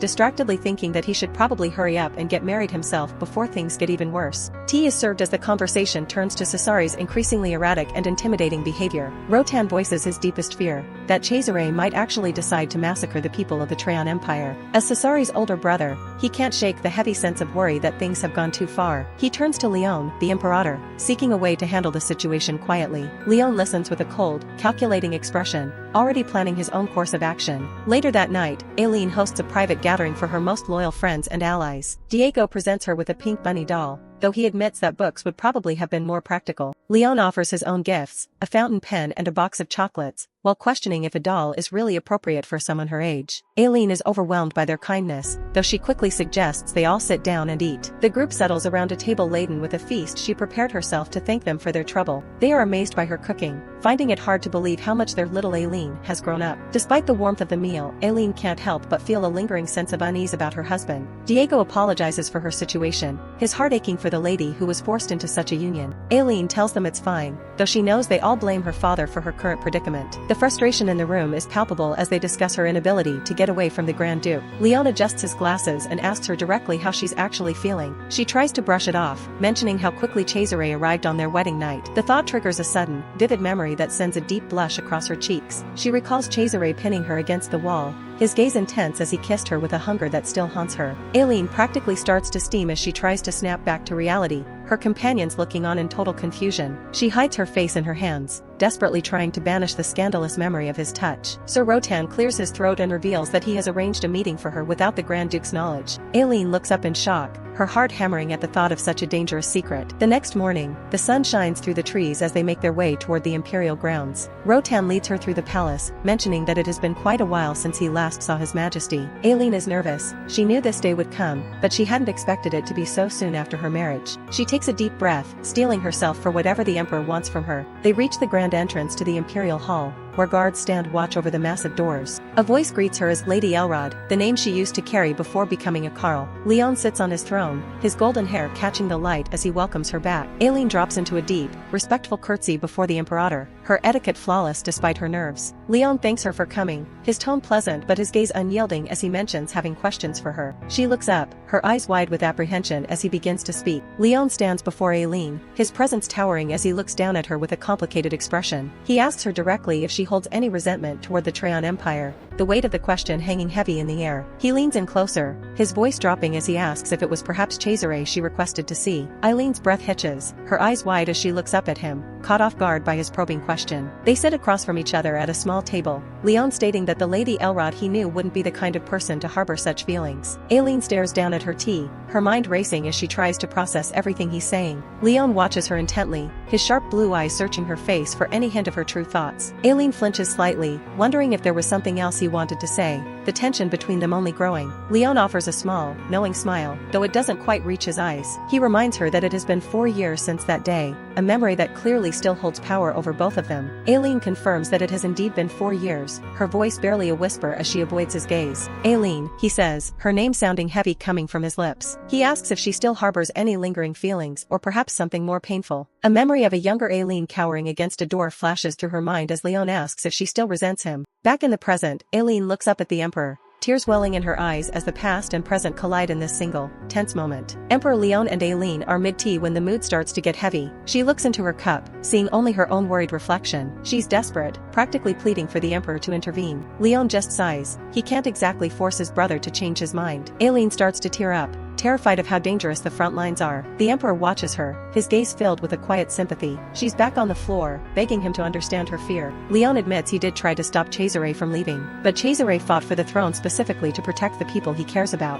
and that protection apparently means putting himself back in danger. Leon makes it clear, everything Cesare did was for her safety. A loud crash at the door makes Aileen jump. A gloved hand slams against the frame. Cesare Karl steps into the room, looking as intense as ever. He takes a seat, turning the quiet tea party into a high-stakes meeting. Leon just smiles, telling Cesare not to be so hard on his bride. Cesare ignores the comment and swaps out Eileen's cold tea for a fresh cup. She looks down, surprised he even noticed something that small. Leon tries to smooth things over, apologizing for the sudden entrance. Aileen manages a quick thanks, clearly still a bit shaken. Cesare's eyes stay locked on his brother, ignoring everyone else. Leon suggests they have a private talk since it's been a while. He tells Aileen he'll have someone show her his private garden while they chat. She looks surprised. The private garden is usually off limits. Cesare cups her face, telling her to go and get some fresh air. For a second, that terrifying aura of his actually softens. Leon jokes about being invisible, breaking the heavy silence. Aileen follows the guide out, leaving the two brothers to their business. They walk through the grand palace halls, her mind still racing. She wonders if she'll ever truly understand the man she married. Back at the table, Leon notes how much Cesare has changed because of her. Aileen and her guide continue toward the garden. She stops suddenly when a strange scent hits her. Someone is actually smoking right there in the palace. A hand flicks ash from a long cigarette. Ornella von Parbolini stands by a window, looking completely unimpressed. She blows out a cloud of smoke, not even bothering to look over. Then her eyes drift toward the newcomers. Ornella gives a lazy greeting, her voice dripping with boredom. She stares Aileen down, bluntly asking who she is. The guide quickly steps in to introduce Aileen as Baron Elrod's daughter. Ornella just gives a fake smile, saying she's always been terrible with names. Ornella von Parbolini offers a hollow congratulation, her tone suggesting she's anything but happy for them. Aileen Elrod stammers out a thank you, clearly uncomfortable under the woman's intense scrutiny. Ornella casually mentions how Aileen probably wanted to marry someone else, like the emperor. The comment hits a nerve, making Aileen freeze as the rumors of her being a social climber resurface. Ornella keeps pushing, bringing up Duke Erzit and the complicated web of high society drama. She notes that Aileen must have her hands full trying to navigate all this. Then she takes a sharp turn, mentioning how Eileen's family finances aren't exactly great. Aileen can only look away, unable to deny the truth about her father's failures. Ornella asks point-blank how she plans to manage the massive dowry expected for a Grand Duchess. She points out that without a mother to guide her, Aileen is probably missing the basics of noble life. The insults start to pile up, making Aileen feel small and completely out of her league. She clenches her skirt, the embarrassment burning as Ornella calls her situation stupid. Ornella taps her chin, pretending to think of a way to help the poor commoner. She mockingly suggests that she just happens to be looking for a new handmaiden. Ornella's laugh is cold as she offers Aileen a job to save up for her own dowry. Suddenly, a deep voice cuts through the tension. Cesare Karl has arrived. He looks down at Aileen, his eyes sharp as he asks what she's doing out here. Ornella immediately changes her tune, greeting him with a forced, polite smile. She claims she was just checking in because she knows how much everyone is in love with him. Aileen feels a pang of insecurity,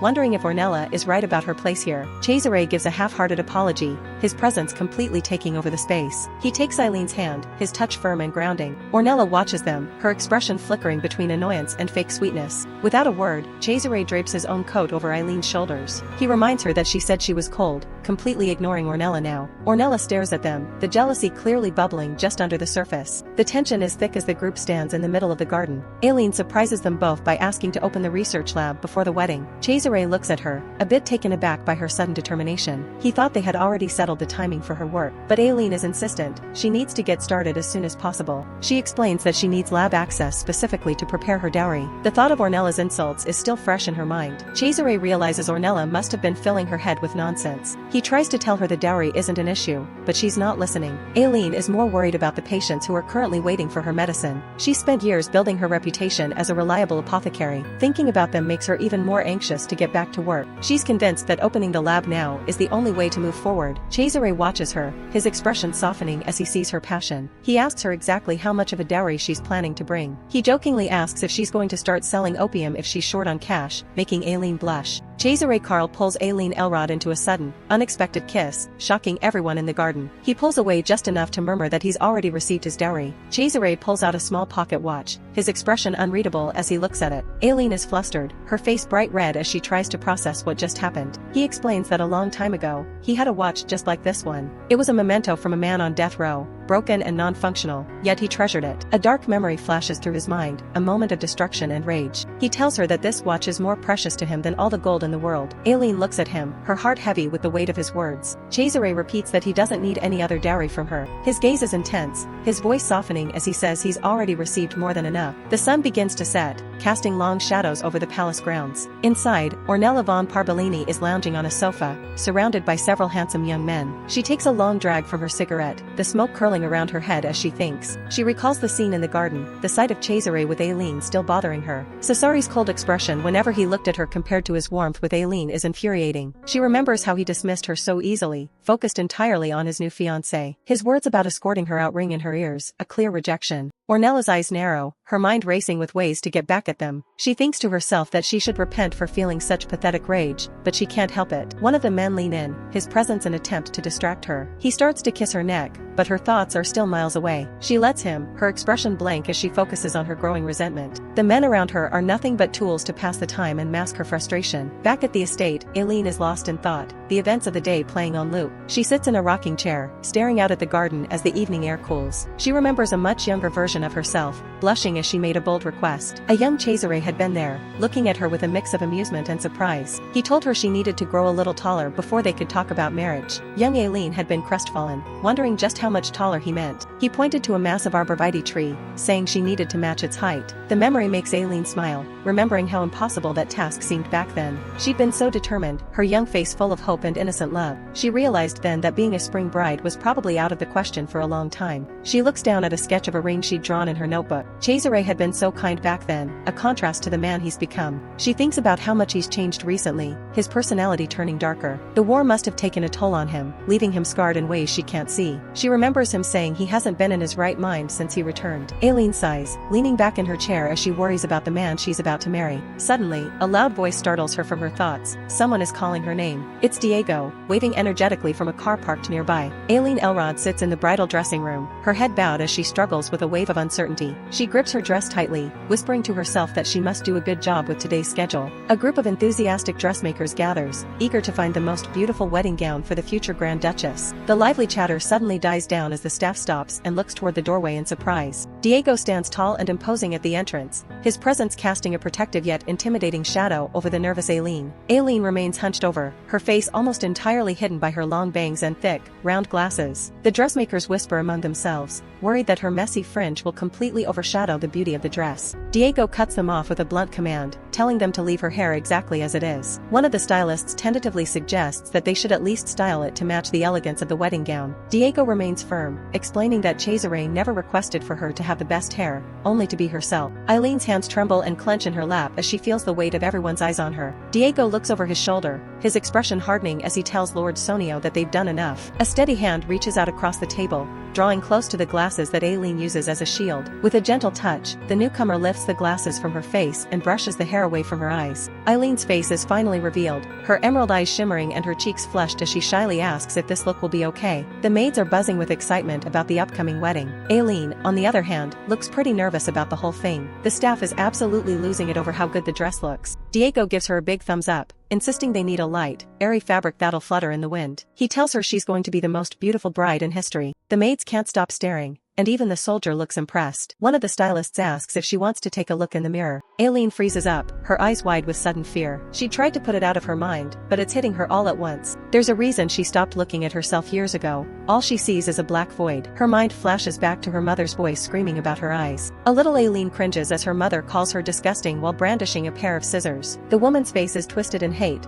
wondering what the prince would think if he saw her. The memory is so vivid she can almost feel the terror all over again. She remembers those sharp blades getting way too close to her face. Back in the present, she drops to her knees, completely overwhelmed by the trauma. The maids are oblivious, just wanting to get back to work so they can change her. One of them brings out a tray with scissors, suggesting a quick hair trim. Aileen starts hyperventilating at the sight of the blades. Diego realizes something is seriously wrong and rushes to her side. He gently takes her hand to ground her. The man stays calm, telling her to just focus on breathing slowly. Later on, they sit down for some tea and cake to help her settle. Diego brushes it off, saying he sees this kind of stuff on the battlefield all the time. He admits he had no idea she was so terrified of scissors. He watches her closely, making sure she's actually okay. Aileen tries to compose herself, still looking pretty shaken up. To lighten the mood, Diego suddenly pulls out a goofy cat mask and puts it on. She's caught off guard, wondering where he even found something like that. It works though, and she finally lets out a genuine laugh. Once things calm down, the soldier gets a bit more serious. He asks her what exactly happened to make her feel that way. He starts by sharing a bit of his own past, saying he was almost stabbed in the eye with scissors once, too. Aileen can't believe it, thinking a strong guy like him wouldn't be afraid of anything. He just shrugs, saying soldiers are human and they have fears just like everyone else. He thinks back to the battlefield, remembering the horror of watching his friends die. That feeling of helplessness and defeat was the scariest thing he'd ever faced. Whenever he reached his breaking point, he'd get a new piercing or tattoo to cope. Aileen is surprised by the revelation. She looks at him with soft eyes, asking how he eventually managed to get better. He smiles and says he just had to accept the fact that he wasn't alone. He had friends he could run to, and they'd figure out how to win the fight together. Diego admits he used to be a total mess, even threatening to quit being a knight if they didn't win their next battle. It was a reckless time, but those experiences shaped him into who he is now. He flashes a confident grin, saying that thanks to those struggles, he's finally managed to pull himself together. He looks at Aileen, reminding her that she doesn't have to face her fears all by herself. Suddenly, a deep, familiar voice calls out her name. Cesare Karl steps into the light, looking every bit the powerful Grand Duke with a literal aura behind him. Aileen is stunned, while the soldier just stands there watching the two of them. Diego seems a bit taken aback by his master's sudden appearance. Aileen looks down at her hands, thinking about how she wants to be strong enough to stand by the Duke's side without being ashamed. She's determined to overcome this trauma, one small step at a time. Aileen calls out to Diego, trying to stop him as he leads her somewhere. She feels bad about asking him to stay with her just because she's scared of something as simple as scissors. Diego isn't having it, insisting that facing her fear with someone close by is the best way to move forward. He leads her toward the room, mentioning they have medicine in the lab if she needs it. Cesare catches her off guard again, calling out her name as she enters. He casually asks if she's been taking sleeping pills to deal with the stress. They sit down for a quiet conversation,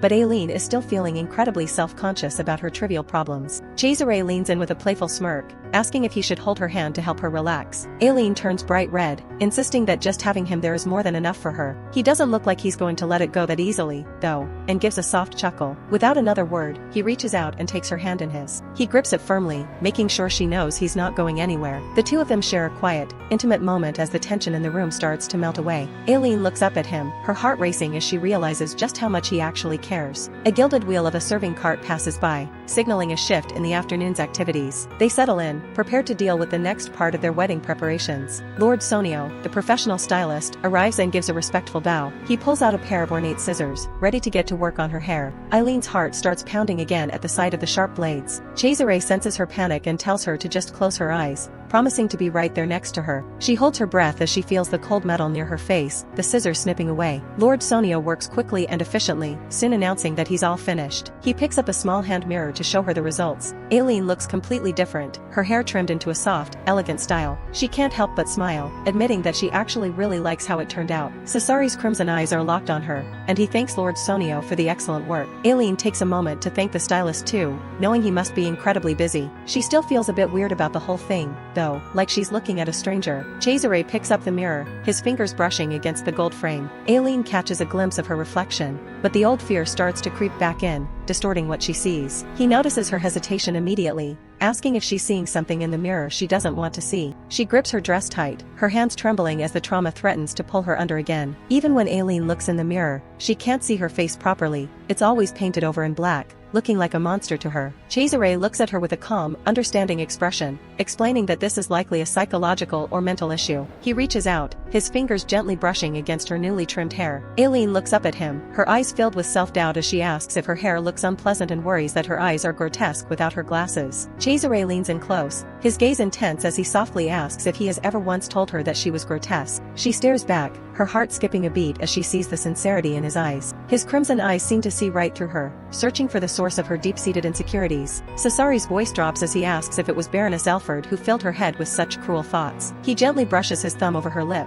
a gesture that is both intimate and grounding. They stand close together in the quiet room, the tension between them thick with things left unsaid. Breaking the heavy mood, Cesare gives her a playful pat on the head, telling her it's nothing to worry about. He suggests that they should head back home now, his tone much lighter than before. A soft, rare smile plays on Cesare's lips, making Aileen's breath catch in her throat. Her face turns bright red as her heart hammers in her chest, especially when he suggests she stay the night again. She practically shouts no, in surprise, her embarrassment reaching a fever pitch. Once they're in the carriage, Aileen tries to regain her composure, insisting that he's already spent way too much time on her and she should leave immediately. Suddenly, a hand grips the side of the carriage door, stopping her in her tracks. She's stunned to see Cesare sitting right there in the carriage with her, wearing a simple cap. He looks at her with a raised eyebrow, asking if she really planned on making the trip back all by herself. He leans back with a confident smirk, reminding her that a husband should always see his wife home safely. They arrive at her home, and Cesare remarks on how everything still looks exactly the same as he remembers. Aileen smiles up at him, noting that the trees and garden have actually grown quite a bit since he was last there. Her thoughts drift back to a time nearly 10 years ago, when he first gave her a special gift. Cesare looks down at her, his expression unreadable as he asks if she remembers exactly why he gave it to her. In a flashback, a young Cesare bows respectfully to a young Aileen, a moment of childhood innocence. Little Aileen had blushed furiously back then, her glasses sliding down her nose as she mentioned something orange-flavored. In another memory, young Cesare had patted her head, trying to comfort her during a difficult time. He had brought her orange-flavored medicine, promising her it was amazing even as she cried and apologized to him. Back in the present, Aileen's face is glowing with a mix of embarrassment and nostalgia as she admits there's no way she could ever forget. Cesare laughs softly, saying he should get going, while a tiny version of Aileen thanks him for the walk home. But then, he leans in unexpectedly close, his voice a low murmur as he admits that he's actually quite hungry. Aileen's hands clutch at her skirts in a sudden wave of nerves. To her shock, Cesare heads straight for the kitchen and starts cutting bread himself, while she frantically begs him to let her do it. She watches him with wide eyes, worried sick because he's handling a sharp knife, one of her biggest triggers. She can barely look, her vision focusing on the glint of the blade. But as she watches, she realizes that he's actually incredibly skilled and efficient with the knife. Chibi Aileen is impressed by his precision, thinking his skills would be perfect for portioning out her research materials. She watches him work, a small smile finally beginning to form on her face as the fear starts to fade. For a fleeting moment, they share a sense of peace, a glimpse into what a quiet, normal life together could be like. Aileen looks at him with a newfound softness, feeling more connected to him than ever before, but the reality of her new life looms over her, Now that she's chosen to become the Archduchess, that dream of a simple life can never come true. She lets out a quiet sigh, the weight of her responsibilities returning to her as she accepts her fate. As the sun dips below the horizon, casting a golden hue over the room, Cesare stands tall with his shirt slightly open, watching Aileen with an unreadable expression. Aileen, now without her glasses, looks down shyly, her long ash blonde hair framing her delicate face as she holds a freshly made sandwich. Cesare gestures toward the simple meal he prepared, his voice low as he encourages her to try it. Taking a small bite, Aileen's eyes go wide with surprise. It's actually delicious, and the familiar flavors bring a momentary sense of comfort. Cesare watches her closely, confessing that he's been wanting to see her eyes like this, without anything hiding them, for a very long time. Aileen is caught off guard by his honesty, her cheeks flushing as he adds that if he'd known her eyes were this beautiful, he would have taken her glasses off much sooner. She feels her heart racing, her mind a whirl of confusion and embarrassment as she tries to process his compliments. Cesare leans in slightly, asking what she's thinking about, his crimson eyes never leaving hers. Stuttering, Aileen tries to regain her composure, telling him that if it pleases him, she'll try to go without her glasses more often since she thinks she looks less gloomy this way. Cesare gives a small, satisfied nod, the intense look in his eyes softening just a fraction. Trying to shift the focus, Aileen holds up the sandwich and encourages him to try some too,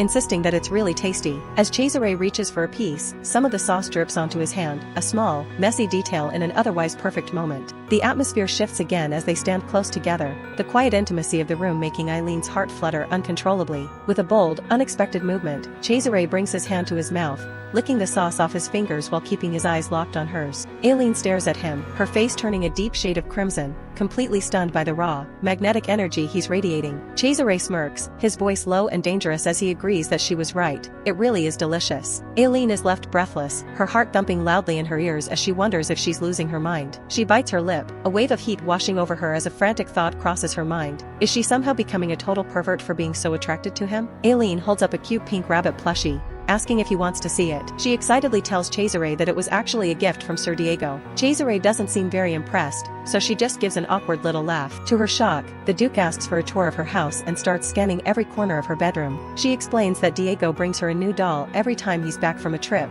clearly feeling the pressure. Her heart drops when he reaches for something on the shelf, her secret diary. In the scramble to stop him, one of her dolls gets knocked right off the dresser. She quickly grabs his arm, stammering that he shouldn't be looking through her private things. Later, the two of them head into the bathroom to get ready for the night. It's a surreal sight, seeing the two of them standing side by side at the mirror brushing their teeth. Aileen thinks she's officially lost her mind for even suggesting such a domestic moment to someone like him. She flinches when he moves, still not entirely used to having him so close. She mentions that she actually made the tooth powder herself by blending store-bought powder with various herbs. As they finish up, Cesare helps her wash her hands in the sink. He takes it seriously, scrubbing away with a surprisingly focused look on his face. She watches him, her face flushing as she realizes how close they really are. He leans in close, calling out her name. He whispers a stern command right into her ear. From this moment on, no one else is allowed in her bedroom. Blushing, she tells him there's no need to worry because no one else has ever set foot in here but him. He looks down at her with an intense gaze, asking if she isn't even a little afraid of what he might do. Instead of pulling away, she just smiles back at him. He pulls her into a firm embrace as they stand in the soft light of her workshop. She looks up, her breath hitching as the tension between them finally snaps. Cesare leans down and pulls her into a deep, passionate kiss. She starts to back away, her head spinning from the sudden intensity of it all. She tries to tell him that this isn't exactly what she intended, but he's already moved past talking. He pulls her back in, cutting off her protests with another kiss. She surrenders, her hands reaching up to wrap around his neck as he pulls her closer. His touch is firm, leaving marks on her skin as he claims her as his own. She's completely lost in the sensation, her eyes glazed over as the night takes over. He kisses her neck, telling her she shouldn't speak of death so casually. The next morning, Aileen sits by the window, letting the warm sunlight hit her face. Out in the palace gardens, Leon and Diego talk about how erratic the Baroness has been acting. Leon points out that the more Cesare favors Aileen, the more twisted her mother becomes. They both know that forcing Aileen away from her family would likely cause her to break. Cesare has a different plan, though, sending her off to a university with dormitories where she'll be safe. They remember her as a child, a girl who spent all her time buried in books. Leon notes that with her grades, she could have easily become a professor if her family hadn't ruined things. Diego clenches his teeth,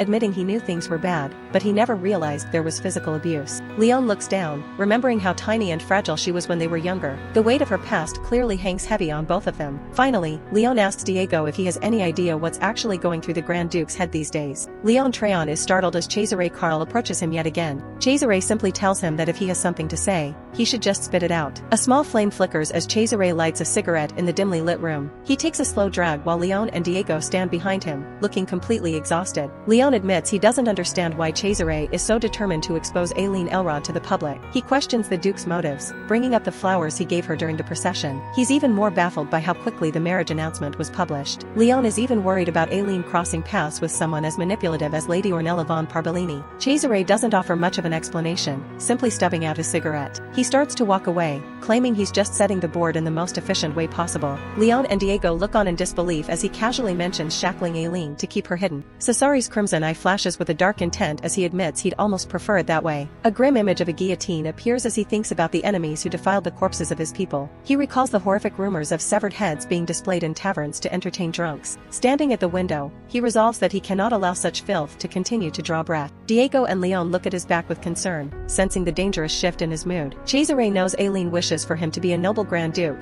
and he intends to fulfill that wish. Leon watches him intently, noticing the heavy burden his brother is carrying. Cesare turns back with a sharp smirk, convinced that this path is ultimately better for Aileen. Meanwhile, Aileen is fast asleep, completely unaware of the political storm brewing around her. Beautiful white lilies are set out for the wedding, creating a breathtaking scene at the mansion. The guests are already whispering, questioning the beauty of a bride from such an obscure family. Two noble women lean into gossip, claiming that according to their sources, the bride is the ugliest woman alive. Ornella von Parbolini overhears them and remarks on how rude everyone is being. She feigns concern for Aileen, claiming her character was never in doubt even if her looks were questioned. She acts like she tried to help her join the imperial family, pretending her heart is heavy with regret. But behind her fan, a nasty smirk reveals her true, manipulative nature. She snaps her fan shut, clearly satisfied with the rumors she's helping to spread. In another room, Cesare is being helped into his formal wedding attire. He looks pensive, his thoughts drifting toward the idea that their union might not be about love at all. Aileen sits in her bridal gown as her maid tells her it's almost time for the ceremony. Her face is partially hidden behind a delicate lace veil, her expression unreadable. The maid mentions that Lady Parbolini is already seated, which only adds to Aileen's anxiety. Aileen clutches her dress tightly, her hands trembling as the reality of the moment set in. Ornella's fake smile is firmly in place as she prepares to offer her mock congratulations. Aileen takes a deep breath, her green eyes filled with a mix of fear and resolve. A painful memory of Cesare calling her disgusting flashes through her mind as he touches her face. But back in the present, Cesare is waiting for her, looking every bit the noble Grand Duke. He looks down at her, admitting he's wanted to look into her eyes for a very long time. Diego calls out to her, clearly concerned by the hesitation in her eyes. Both he and Leon are taken aback by how stunning she looks as she finally makes her entrance. With every step down the aisle, the whispers of the crowd fade as she moves toward her new life. The soft strains of a violin and cello fill the air as the ceremony begins. From an overhead view, Aileen Elrod makes her slow, deliberate walk down the aisle. She clutches her bouquet of white roses, her heart hammering against her ribs with every step. The weight of the guests' gazes feels like dark, looming shadows pressing in on her from all sides. She tries to steady herself, knowing she only needs to endure the scrutiny for a little while longer. Taking a deep breath, she focuses on the path ahead, determined not to let her anxiety win. Suddenly, she hears Cesare Karl's voice calling her name, cutting through her panic. He waits for her at the altar, a tall and imposing figure in his black wedding suit. She looks up and meets his gaze, his command to look at me echoing in her mind. A memory flashes of a younger Cesare holding her, a rare moment of gentleness from their past. He was the one who had watched her grow, a constant presence through all her years. Aileen recalls how he offered her a depth of affection that her own parents never could. Images of their shared history, the quiet moments and their growing bond, flicker through her mind. She remembers the intimacy they once shared, silhouetted against the light of a window, but she also remembers the coldness, the moments he walked away and left her pleading in his wake. Cesare's crimson eyes are filled with a complex blend of calculation and hidden emotion. Now, he stands before her as the groom, the centerpiece of this grand, orchestrated union. He watches her reach the altar, his expression softening as he looks at his future duchess. Aileen offers a shy, beautiful smile, her fears seemingly vanishing in the warmth of his presence. They stand together beneath a canopy of white flowers as the wedding ceremony officially begins. Side by side, they are a striking pair, the focal point of the entire grand assembly. Cesare tilts his head toward her, his gaze unwavering and intensely focused. The officiant, Duke Cesare von Parbolini, clears his throat to command the attention of the hall. The solemn vows of eternal love, trust, and peace for their new family echo through the space. Aileen looks at Cesare as if he were her knight, the one she has chosen to follow. She gazes up at him with wide, hopeful eyes, her face flushed with a mix of excitement and nerves. Cesare studies her face, his gaze possessive and deeply contemplative. A young attendant approaches, presenting the wedding ring on a plush red velvet cushion. Aileen looks at the ring in wonder, its significance suddenly hitting home. Cesare picks up the band, his eyes fixed on the symbol that will bind her to him forever. He speaks her name softly, drawing her focus away from her racing thoughts and back to him. He takes her hand in his, a gentle but firm gesture of the transition about to take place. The ring glints as he begins to slide it onto her gloved finger. Aileen watches, her breath hitching as she feels the commitment being sealed. With a steady hand, Cesare completes the act, the ring finally in place. She looks down at her hand, the reality of her new life as the Grand Duchess sinking in. Cesare looks at her with a faint, rare smile, his expression unusually warm. They lace their fingers together, a silent, intimate promise passing between them. He tells her to think of the ring as him, a piece of himself that will always be with her. He vows to remain by her side forever, a promise of protection that carries a hidden weight. The sun begins to set over the grand mansion, marking the end of their wedding day. Later that night, Aileen sits up in bed, looking at her ring with a look of stunned disbelief. Aileen sits on the edge of the bed, her eyes fixed on the ring Cesare gave her. It is the exact design she had sketched in her diary as a child, a detail that feels too specific to be a coincidence. A sudden, chilling realization hits her, and she wonders if Cesare has somehow managed to find and read her private diary. She searches her memory for a moment when he might have had access to her secrets, but nothing comes to mind. She recalls an intimate moment from their past, but quickly dismisses the idea. There simply wouldn't have been enough time for him to see it. Aileen's face flushes a deep red as her thoughts continue to spiral into confusion. She looks away, her mind racing with questions about how much her new husband truly knows about her. A bouquet of golden roses lies on the bed, a beautiful but haunting reminder of the vows they just exchanged. She tenses up as she realizes she's not alone, her heart beginning to pound in her chest. Cesare stands before her, his formal wedding attire replaced by a simpler white shirt.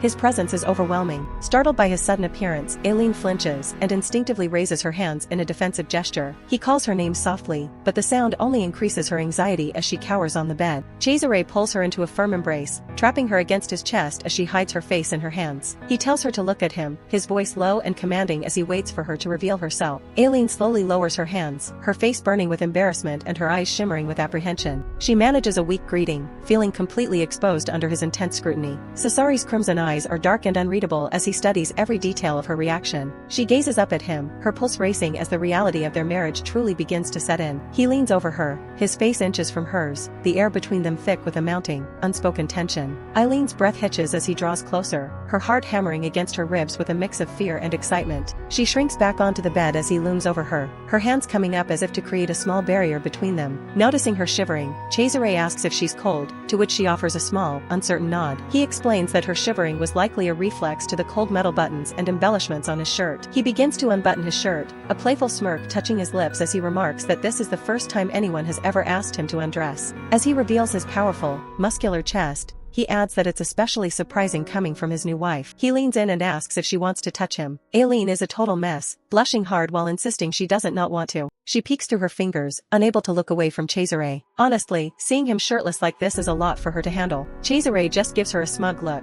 clearly enjoying the reaction he's getting. Her heart's racing as she tries to keep her cool. She finally reaches out, her hand hovering over his skin. Her fingers brush against the rough scars marking his chest. It's actually pretty overwhelming to see, and she starts to tear up. He pulls her close, feeling bad for making her cry on their wedding night. She tells him she expected some battle scars, but she didn't realize there were so many. He just looks at her, his expression unusually soft. He takes her hand, making sure she really wants to see the rest. Aileen doesn't back down, wanting to know exactly what he's been through. But the more she sees, the more it hurts her heart. He holds her tight, noticing how much it's affecting her. Her face is glowing red at this point. Cesare seems so calm now, almost like he's finally found some peace. He gently tilts her head up, making her look him in the eyes. Then he hovers over her, pinning her to the bed as the mood shifts. They lock eyes for a long, heavy second, and then they finally lean in for a kiss. In that moment, the rest of the world just disappears. He moves down to her neck, and things start getting a bit more intense. He gets a little carried away and actually ends up biting her. Aileen's eyes go wide, she definitely wasn't expecting that move. They lose themselves in each other for the rest of the night. It's a side of him she never thought she'd see. Elsewhere, Leon is staring at a broken pocket watch.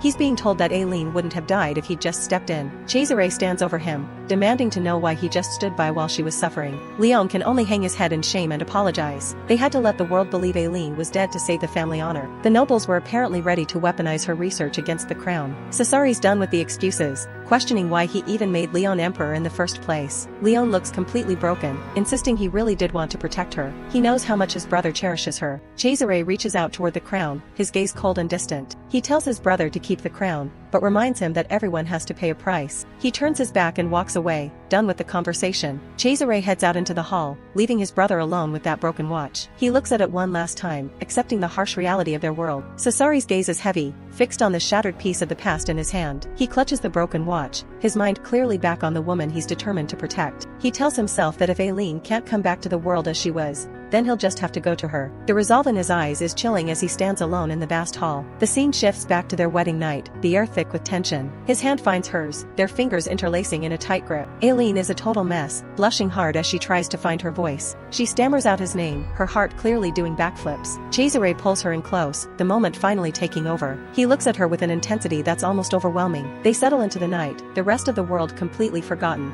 Aileen's gaze is soft, lost in the reality of being his wife. The morning light eventually breaks through the windows of the palace. Aileen wakes up, rubbing the sleep from her eyes and feeling the weight of the night before. Cesare's already awake, asking if she slept well with a half smirk. He's looking at her like she's the only thing in the room. He calls her his wife, and the reality of it hits her all over again. She's practically glowing red, clutching the sheets as she tries to hide her face. Aileen stammers out a good morning, clearly still flustered by his proximity. She peeks over the covers, admitting that she probably didn't sleep as comfortably as she'd hoped. Cesare teases her about falling asleep early and leaving him hanging. He tells her that next time, she's staying awake until the very end. Wait, that wasn't the end?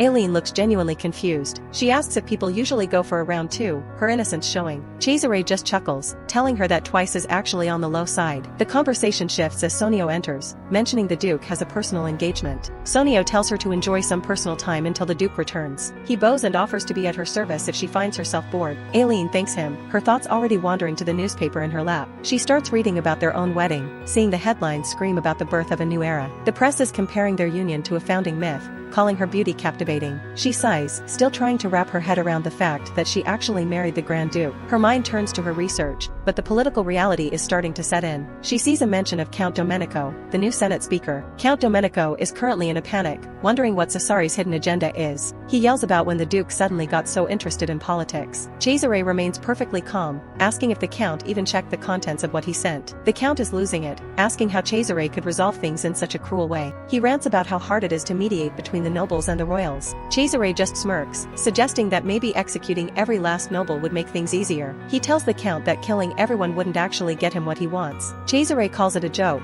but the cold look in his eyes says otherwise as he asks for that item. Count Domenico stares at the document in his hands, his face pale as he realizes the gravity of what he's seeing. I couldn't believe it, even seeing it with my own eyes, he thinks, sweat dripping down his temple as the truth sinks in. The shock is so overwhelming that he collapses to his knees, his spirit completely broken. He looks up at his captors with hollow eyes, whispering, I quit immediately. A flashback reveals the dark plan he was nearly forced into, frame the young woman the Duke cherishes, the thought echoes, and induce a death penalty. The horror of the task still haunts his every waking moment. Now, he kneels before Cesare, who towers over him with a cold, unyielding presence. Cesare leans in slightly, a dangerous glint in his crimson eyes. Want my cooperation? He asks, his voice like ice. He mentions that the Duchess is planning to release a new medicine soon, something even he has high hopes for. However, there is a trivial problem, Cesare notes. Domenico looks up, terrified of what that could mean. Cesare dismisses the concern as a minor issue compared to the medicine's incredible efficacy. So, as the Senate Speaker, Cesare begins, laying out the price for his silence. You will serve as a dog of the Duke of Urzic's household. The command is absolute, leaving Domenico no choice. Later, Aileen rests peacefully on a chaise longue, her mind far from the political machinations surrounding her. Her attendant informs her that she has permission to open the new laboratory within the Grand Duchy. The attendant suggests she pack her most important research items personally before they move everything. Aileen looks around her old workspace with a hint of sadness. It is a shame I can't use this place anymore.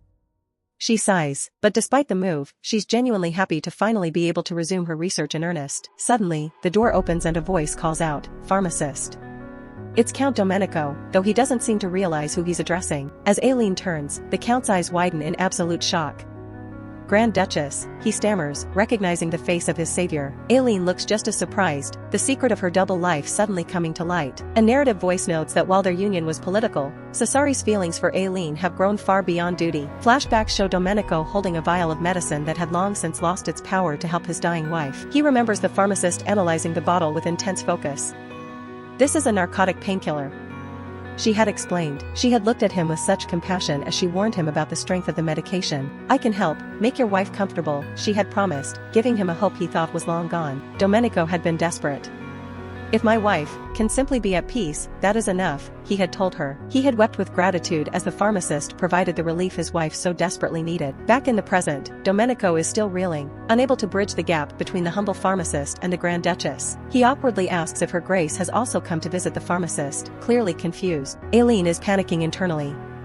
What do I do? She thinks, her secret on the verge of being exposed. Domenico admits he's been worried because the pharmacist seemed to have vanished recently. "My wife's medicine is running low," he says, his voice thick with a father's and husband's anxiety. He looks down, his heart heavy with the fear that he's lost the one person who can help her. Eileen's attendant steps forward, calmly stating that they have a surplus of medicine and he shouldn't worry. Aileen is a flustered mess, her face burning as she tries to handle the situation with some dignity. She addresses him formally as Count, trying to maintain the persona of the Grand Duchess. But then, she instinctively puts on her glasses, a telltale sign that the Count immediately picks up on. "Did you come to collect the medicine today?" he asks, his eyes searching hers for confirmation.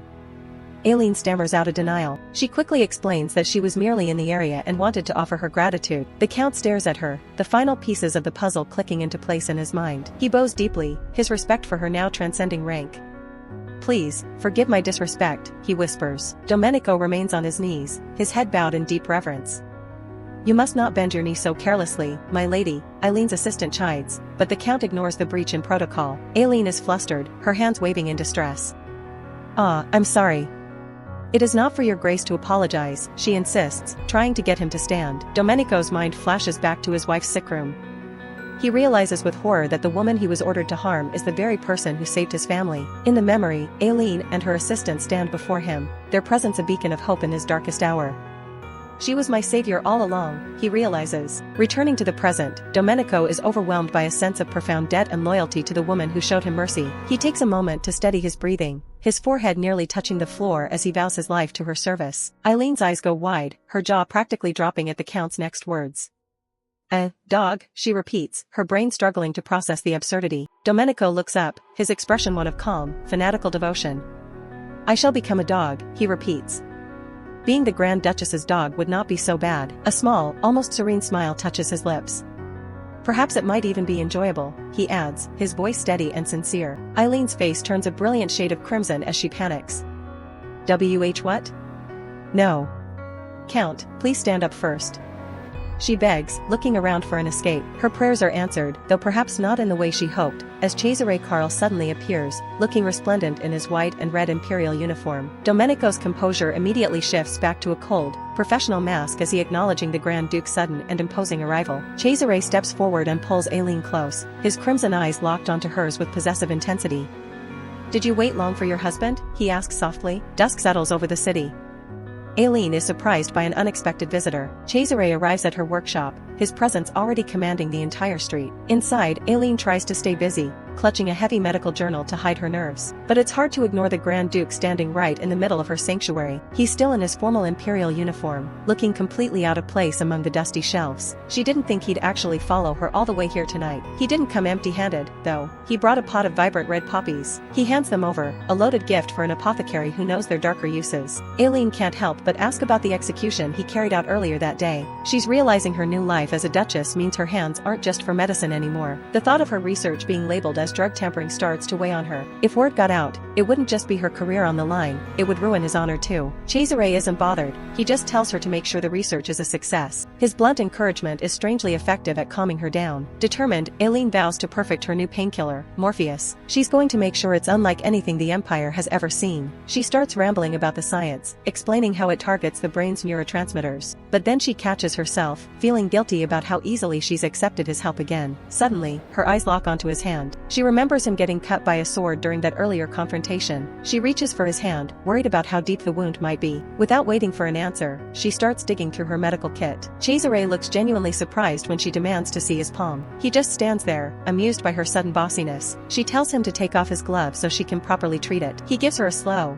predatory smile and calls her his sweet wife. He takes his time with it, peeling the leather back inch by inch. He even uses his teeth to tug the glove loose, keeping his gaze fixed right on her. He leans in and whispers that she's the only one he'd ever stripped for. Aileen nearly trips over herself, flustered and insisting that people will misunderstand. She tries to refocus and opens a jar of her most potent healing cream. She knows this stuff can heal almost any scar, no matter how old. She takes his bare hand in hers, ready to apply the ointment. But as she looks closer, her heart drops into her stomach. His skin is perfectly smooth. There isn't even a scratch where the sword hit him. A massive sense of wrongness washes over her. It's a purely instinctive feeling of fear that she can't explain. Then she remembers the wedding ring, and how it matched a drawing in her secret diary. There are too many coincidences, too many things that shouldn't be possible. Cesare asks if she's still curious about the wound, but she's wondering about everything else now. None of it makes sense, and the more she thinks about it, the weirder it gets. Looking at him now, she realizes she has no idea who her husband really is. Cesare casually mentions he read her diary, calling it cute.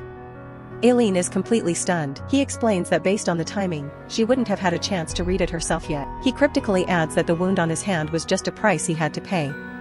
Just like her becoming a duchess was the price to avoid execution, Aileen is left more confused than ever, unable to grasp what he's hinting at. The mystery around Cesare only seems to grow. It's clear he still wants her to remain in the dark about certain things. He pulls her close, whispering that he wants to postpone her knowing the truth for as long as possible. Even though she's now the Grand Duchess, she feels like some realities will always be hidden from her. She feels completely helpless next to a man as powerful and secretive as Cesare. The harsh reality of her situation is starting to sink in. She recalls a founding myth she read once, about a prince reared on lion's milk. The story goes that the prince resolved to build a kingdom of his own. The gods blessed him by sending a winged lion to his side. A flashback shows the prince and his bride standing together under a heavy tree. A divine voice warned the emperor he would have to wait 7 years to make her his empress. The grand wedding was held immediately. The couple's hands joined in the vision. But on their first night, tragedy struck. The empress vomited blood and died in his arms. The emperor offered to sacrifice everything if only his woman was returned to him. A dark silhouette of flowers represents his desperate plea. He even vowed to drive every human the god loved to their death. On the 7th night, the god finally answered. The emperor was told he must endure 7 trials. The myth concludes with the emperor overcoming the trials and reviving the empress.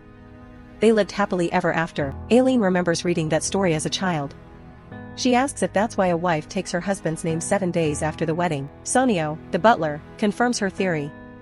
He tells her she'll enter the palace in a few days to formally receive the Urzet name. Aileen looks thoughtful, perhaps wondering about the parallels to her own life. Sonio asks if she'd like a more detailed explanation. A sudden memory of Cesare's cold refusal flashes through her mind. She turns back to the butler, calling his name. She asks if there's anything she should be doing in her new role as the Grand Duchess. Sonio assures her that he manages the basic estate affairs. Aileen looks down at her tea, her expression heavy. She admits that she truly wants to be of use in her new position. Sonio looks at her, perhaps realizing how much pressure she's putting on herself. He apologizes, admitting he was short-sighted for not realizing she felt that way. He mentions he was just reviewing some important letters addressed to her. He offers to take them to her private office so she can look them over. Aileen perks up immediately. She thanks him with a bright smile. Sonio bows, happy to see her in better spirits. Alone now, she rests her chin on her hands, looking quite serious. One of the letters is an invitation, sealed with a formal red wax crest. It's a wedding congratulation. The sender is hosting a tea party soon and thinks it would be the perfect social debut for the new Grand Duchess. Sonio asks Aileen for her thoughts on the current situation as they sit in her study. Aileen looks down at the invitation, feeling the weight of her new responsibilities. Sonio reminds her that her opinion is what matters most now. She considers the immense power and influence that the Parvellini dukedom holds within the empire. She realizes that in her new position as the Grand Duchess, she cannot afford to be easily manipulated or pushed around. Nervous, she begins to tap her fingers rhythmically against the desk. She continues to stare at the letter, her expression one of deep concentration and slight anxiety. Sonio watches her quietly, waiting for her to reach a conclusion. Aileen looks up as he offers a suggestion on how to handle the social invitation. The scene shifts to a different noble estate, grand and imposing. Ornella von Parvellini smiles as she reviews her own mail, mentioning that she turned down an invitation to host her own tea party instead. She tells her father, Duke Cesare von Parvellini, that her rival's actions sound like those of someone trying to summon their subordinates. Duke Cesare is impressed by Ornella's insight and her ability to keep others in check. Ornella reflects on how she was repeatedly told she should be the one to marry the Grand Duke. She looks down on Aileen, calling her an insignificant girl. She is confident that she will eventually be the one who commands the attention of everyone in the empire. Ornella asks if there's any reason to be angry about such small things, knowing her own path to power. Duke Cesare looks at his daughter, telling her he always wanted her to be a child he could be proud of. He envisions her as the noblest woman in the empire, surpassing all others in status. A vision of a grand wedding appears, though they wonder if the Grand Duke and Duchess are already monopolizing all the glory. They look out at a crowd, the Duke questioning if they will allow themselves to be overshadowed. Ornella looks at her father with a sharp, determined gaze, asking if he really thinks he would let that happen. He tells her to just continue acting as she always does, while he takes care of the necessary cleanup. Duke Cesare burns a letter with a cold, sinister smile, his eyes filled with hidden malice. Later, at a grand social gathering, Aileen is led through the hall by Diego.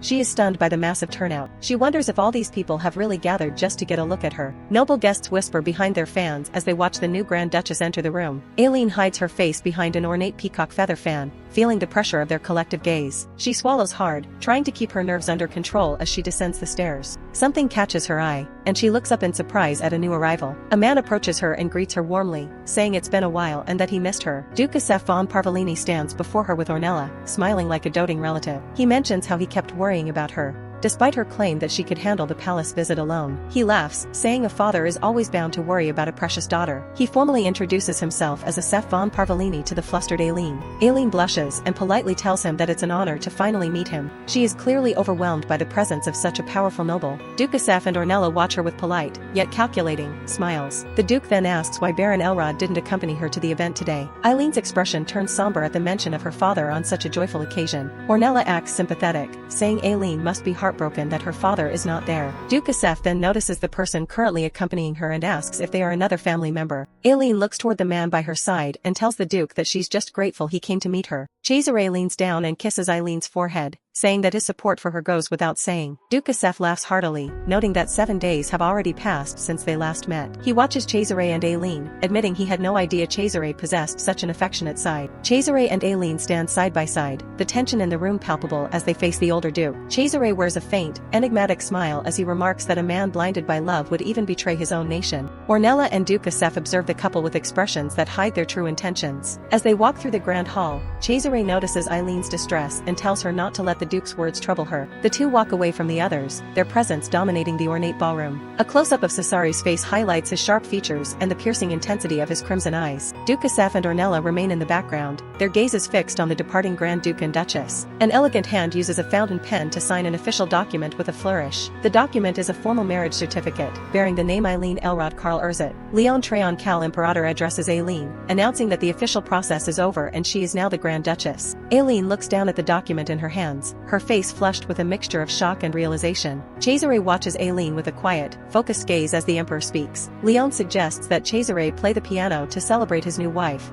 noting it has been some time since his last performance. He turns to Cesare with a serene smile, reminding him that today is a very special occasion. Cesare prepares to play, his dark figure standing out against the bright, lavish decorations of the palace. Leon reflects on Cesare's past, calling him the perfect younger brother who could do anything he put his mind to. Aileen feels a bead of sweat on her face as she realizes that even jealousy would be pointless against such perfection. A tight shot of Aileen's eye captures her inner turmoil as she processes the power dynamics at play. Leon sits with his hands clasped, his voice dropping as he speaks of the limitations of humanity. Sitting on his ornate throne with a radiant aura, Leon declares that a mere human cannot hope to rival a god. Cesare sits at the white and gold piano, his hands moving across the keys with expert grace. Aileen sits on a sofa, looking up at the Emperor as he asks if she doesn't think his words are true. A car rolls down the city streets just as the sun begins to set. Inside the carriage, Aileen and Cesare sit in an awkward silence. Cesare breaks the quiet, mentioning that the Emperor is actually quite proud of him. Aileen keeps her eyes on her lap, still feeling a bit overwhelmed by everything. Cesare watches her carefully, his gaze unmoving. He points out that his brother, Leon, seems to have taken a liking to her as well. Aileen's mind wanders back to the stories people used to tell about the prince. Back then, people spoke of him as if he were some kind of god. A young Aileen would listen to those rumors with a mix of wonder and doubt. Everyone praised him, calling him magnificent and treating his name with reverence. To the common folk,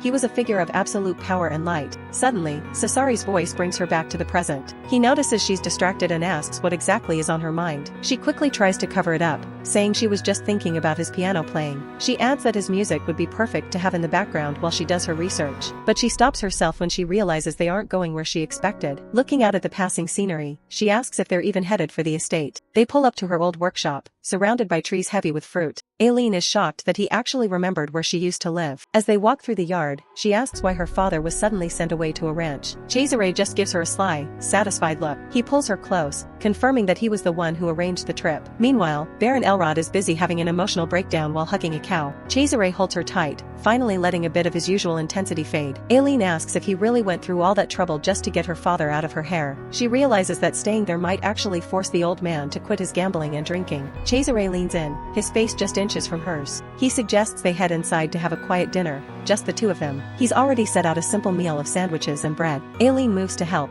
but Cesare is already busy in the kitchen. He tells her he wouldn't be a very good husband if he made her work in such a fancy gown. Aileen looks down at her dress, realizing how out of place she feels. As she turns to go change, Cesare catches her by the waist. He pulls her back, noting that the dress looks incredibly uncomfortable anyway. His fingers find the laces at the back of her gown and begin to pull. Aileen's face goes bright red as she feels the dress start to loosen. He leans down and whispers her name, his breath warm against her skin. She looks back at him, her eyes wide as the tension between them grows. They stand together in the dim light of her old workspace. Cesare looks down at her with a look that's far softer than his usual glare. It feels like a beautiful dream they once shared a long time ago. Back then, Aileen never wanted to wake up and face the real world. Cesare sits alone at the table, looking like he's replaying the whole night in his head. Aileen touches her lip, still trying to process the fact that this isn't a dream. He reaches out and tilts her chin up, his touch surprisingly gentle. She looks him in the eye, her face heating up as she realizes how close they are. The tension in the air is thick, and neither of them seems willing to pull away. They share a kiss that feels a whole lot more real than anything she's ever imagined. Her hand clenches the bedsheets as the heat between them starts to pick up. They finally give in, settling onto the bed together in the quiet of the night. Aileen is left a bit breathless, her heart hammering against her ribs. Cesare looks down at her, his usual cold mask finally slipping away. She starts to wonder if she's becoming a bit too obsessed with him herself. Every touch sends a jolt through her, leaving her wide-eyed and stunned. He watches her every reaction, making sure she's comfortable with how things are going. Overwhelmed by all the attention, she tries to hide her blushing face in her hands. He leans over her and teases her, asking if she's been waiting for this moment for a while. In the darkness of the room, they find a rare moment of complete peace. He presses a kiss to her shoulder, his affection finally starting to show through. Aileen can barely keep it together, her emotions running higher than ever before. She closes her eyes and just lets herself lean into him. His hand tightens against her back as he admits that the feeling is almost driving him crazy. They hold each other close, silhouettes against the soft light of the workshop. He whispers to her, his voice low and grounding in the middle of all the chaos. She reaches up and grips his back, pulling him even closer. In the middle of her old workshop, they finally let go of all their fears. He looks at her with an intensity that makes her heart skip a beat. She finally says it out loud, telling him exactly how much she loves him. She buries her face in the pillow, feeling more vulnerable and more happy than she ever has. Her glasses sit on the table nearby, totally forgotten for the first time in years. She feels like a completely different person than the one who first met him. She realizes she's finally bared her true self to the one person she never thought she'd trust. Even back in the garden, the way he looked at her was a sign of what was to come. Now, he holds her from behind, his presence a constant comfort. He looks at her with a soft, genuine smile that most people never get to see. She blushes when he says those kinds of things, especially at a time like this. He tells her that from now on, he's going to try even harder to be the man she needs. They share another kiss, sealing their new life together. A simple touch on the arm is enough to make her heart race all over again. She thinks back to the garden, and how simple life used to be. She bites into an orange, the sweetness a perfect end to the night. Outside, the rain starts to pour, but inside the workshop, it's warm and quiet. Aileen watches him sleep, amazed at how peaceful he looks for a man with so many scars. She realizes that for the first time, she's actually looking forward to the future. Lord Sonio stands in a grand office, carefully explaining the specifics of a delicate arrangement. Back in the bedroom, Aileen looks down at her sleeping husband, wishing he could find true rest. She hopes this peace isn't just for today, but that he can stay by her side like this forever. Suddenly, his eyes snap open, the cold crimson glare cutting through her soft thoughts. She jumps slightly, worriedly asking if her presence was the thing that woke him up. Instead of answering, Cesare reaches out and grabs her arm with a sudden, forceful grip. He pulls her toward him, his voice low and distorted as he calls out her name. A flash of lightning illuminates the room, mirroring the chaotic shift in the atmosphere. He looms over her on the bed, his dark silhouette casting a long shadow over her trembling form. Aileen freezes in shock as his hand closes around her throat, his expression devoid of warmth. She gasps for air, a small sound of distress escaping as the pressure begins to tighten. He pins her down completely, his physical dominance making it impossible for her to move. Tears blur her vision as he whispers that everything is alright, his words clashing with his actions. He tells her to be a good girl and stay quiet, his face hidden in the shadows of the room. Her heart hammers against her ribs when he promises the pain will be over soon this time. She tries to gasp out his name, but the air is cut off, leaving her struggling for breath. A single tear rolls down her face, a silent plea for the nightmare to end. He smiles down at her with a twisted kind of tenderness, confessing his love as if it justifies everything. In the reflection of his eyes, she sees nothing but her own fear and helplessness. He whispers those 3 words again as the storm rages on, trapping her in his dark embrace.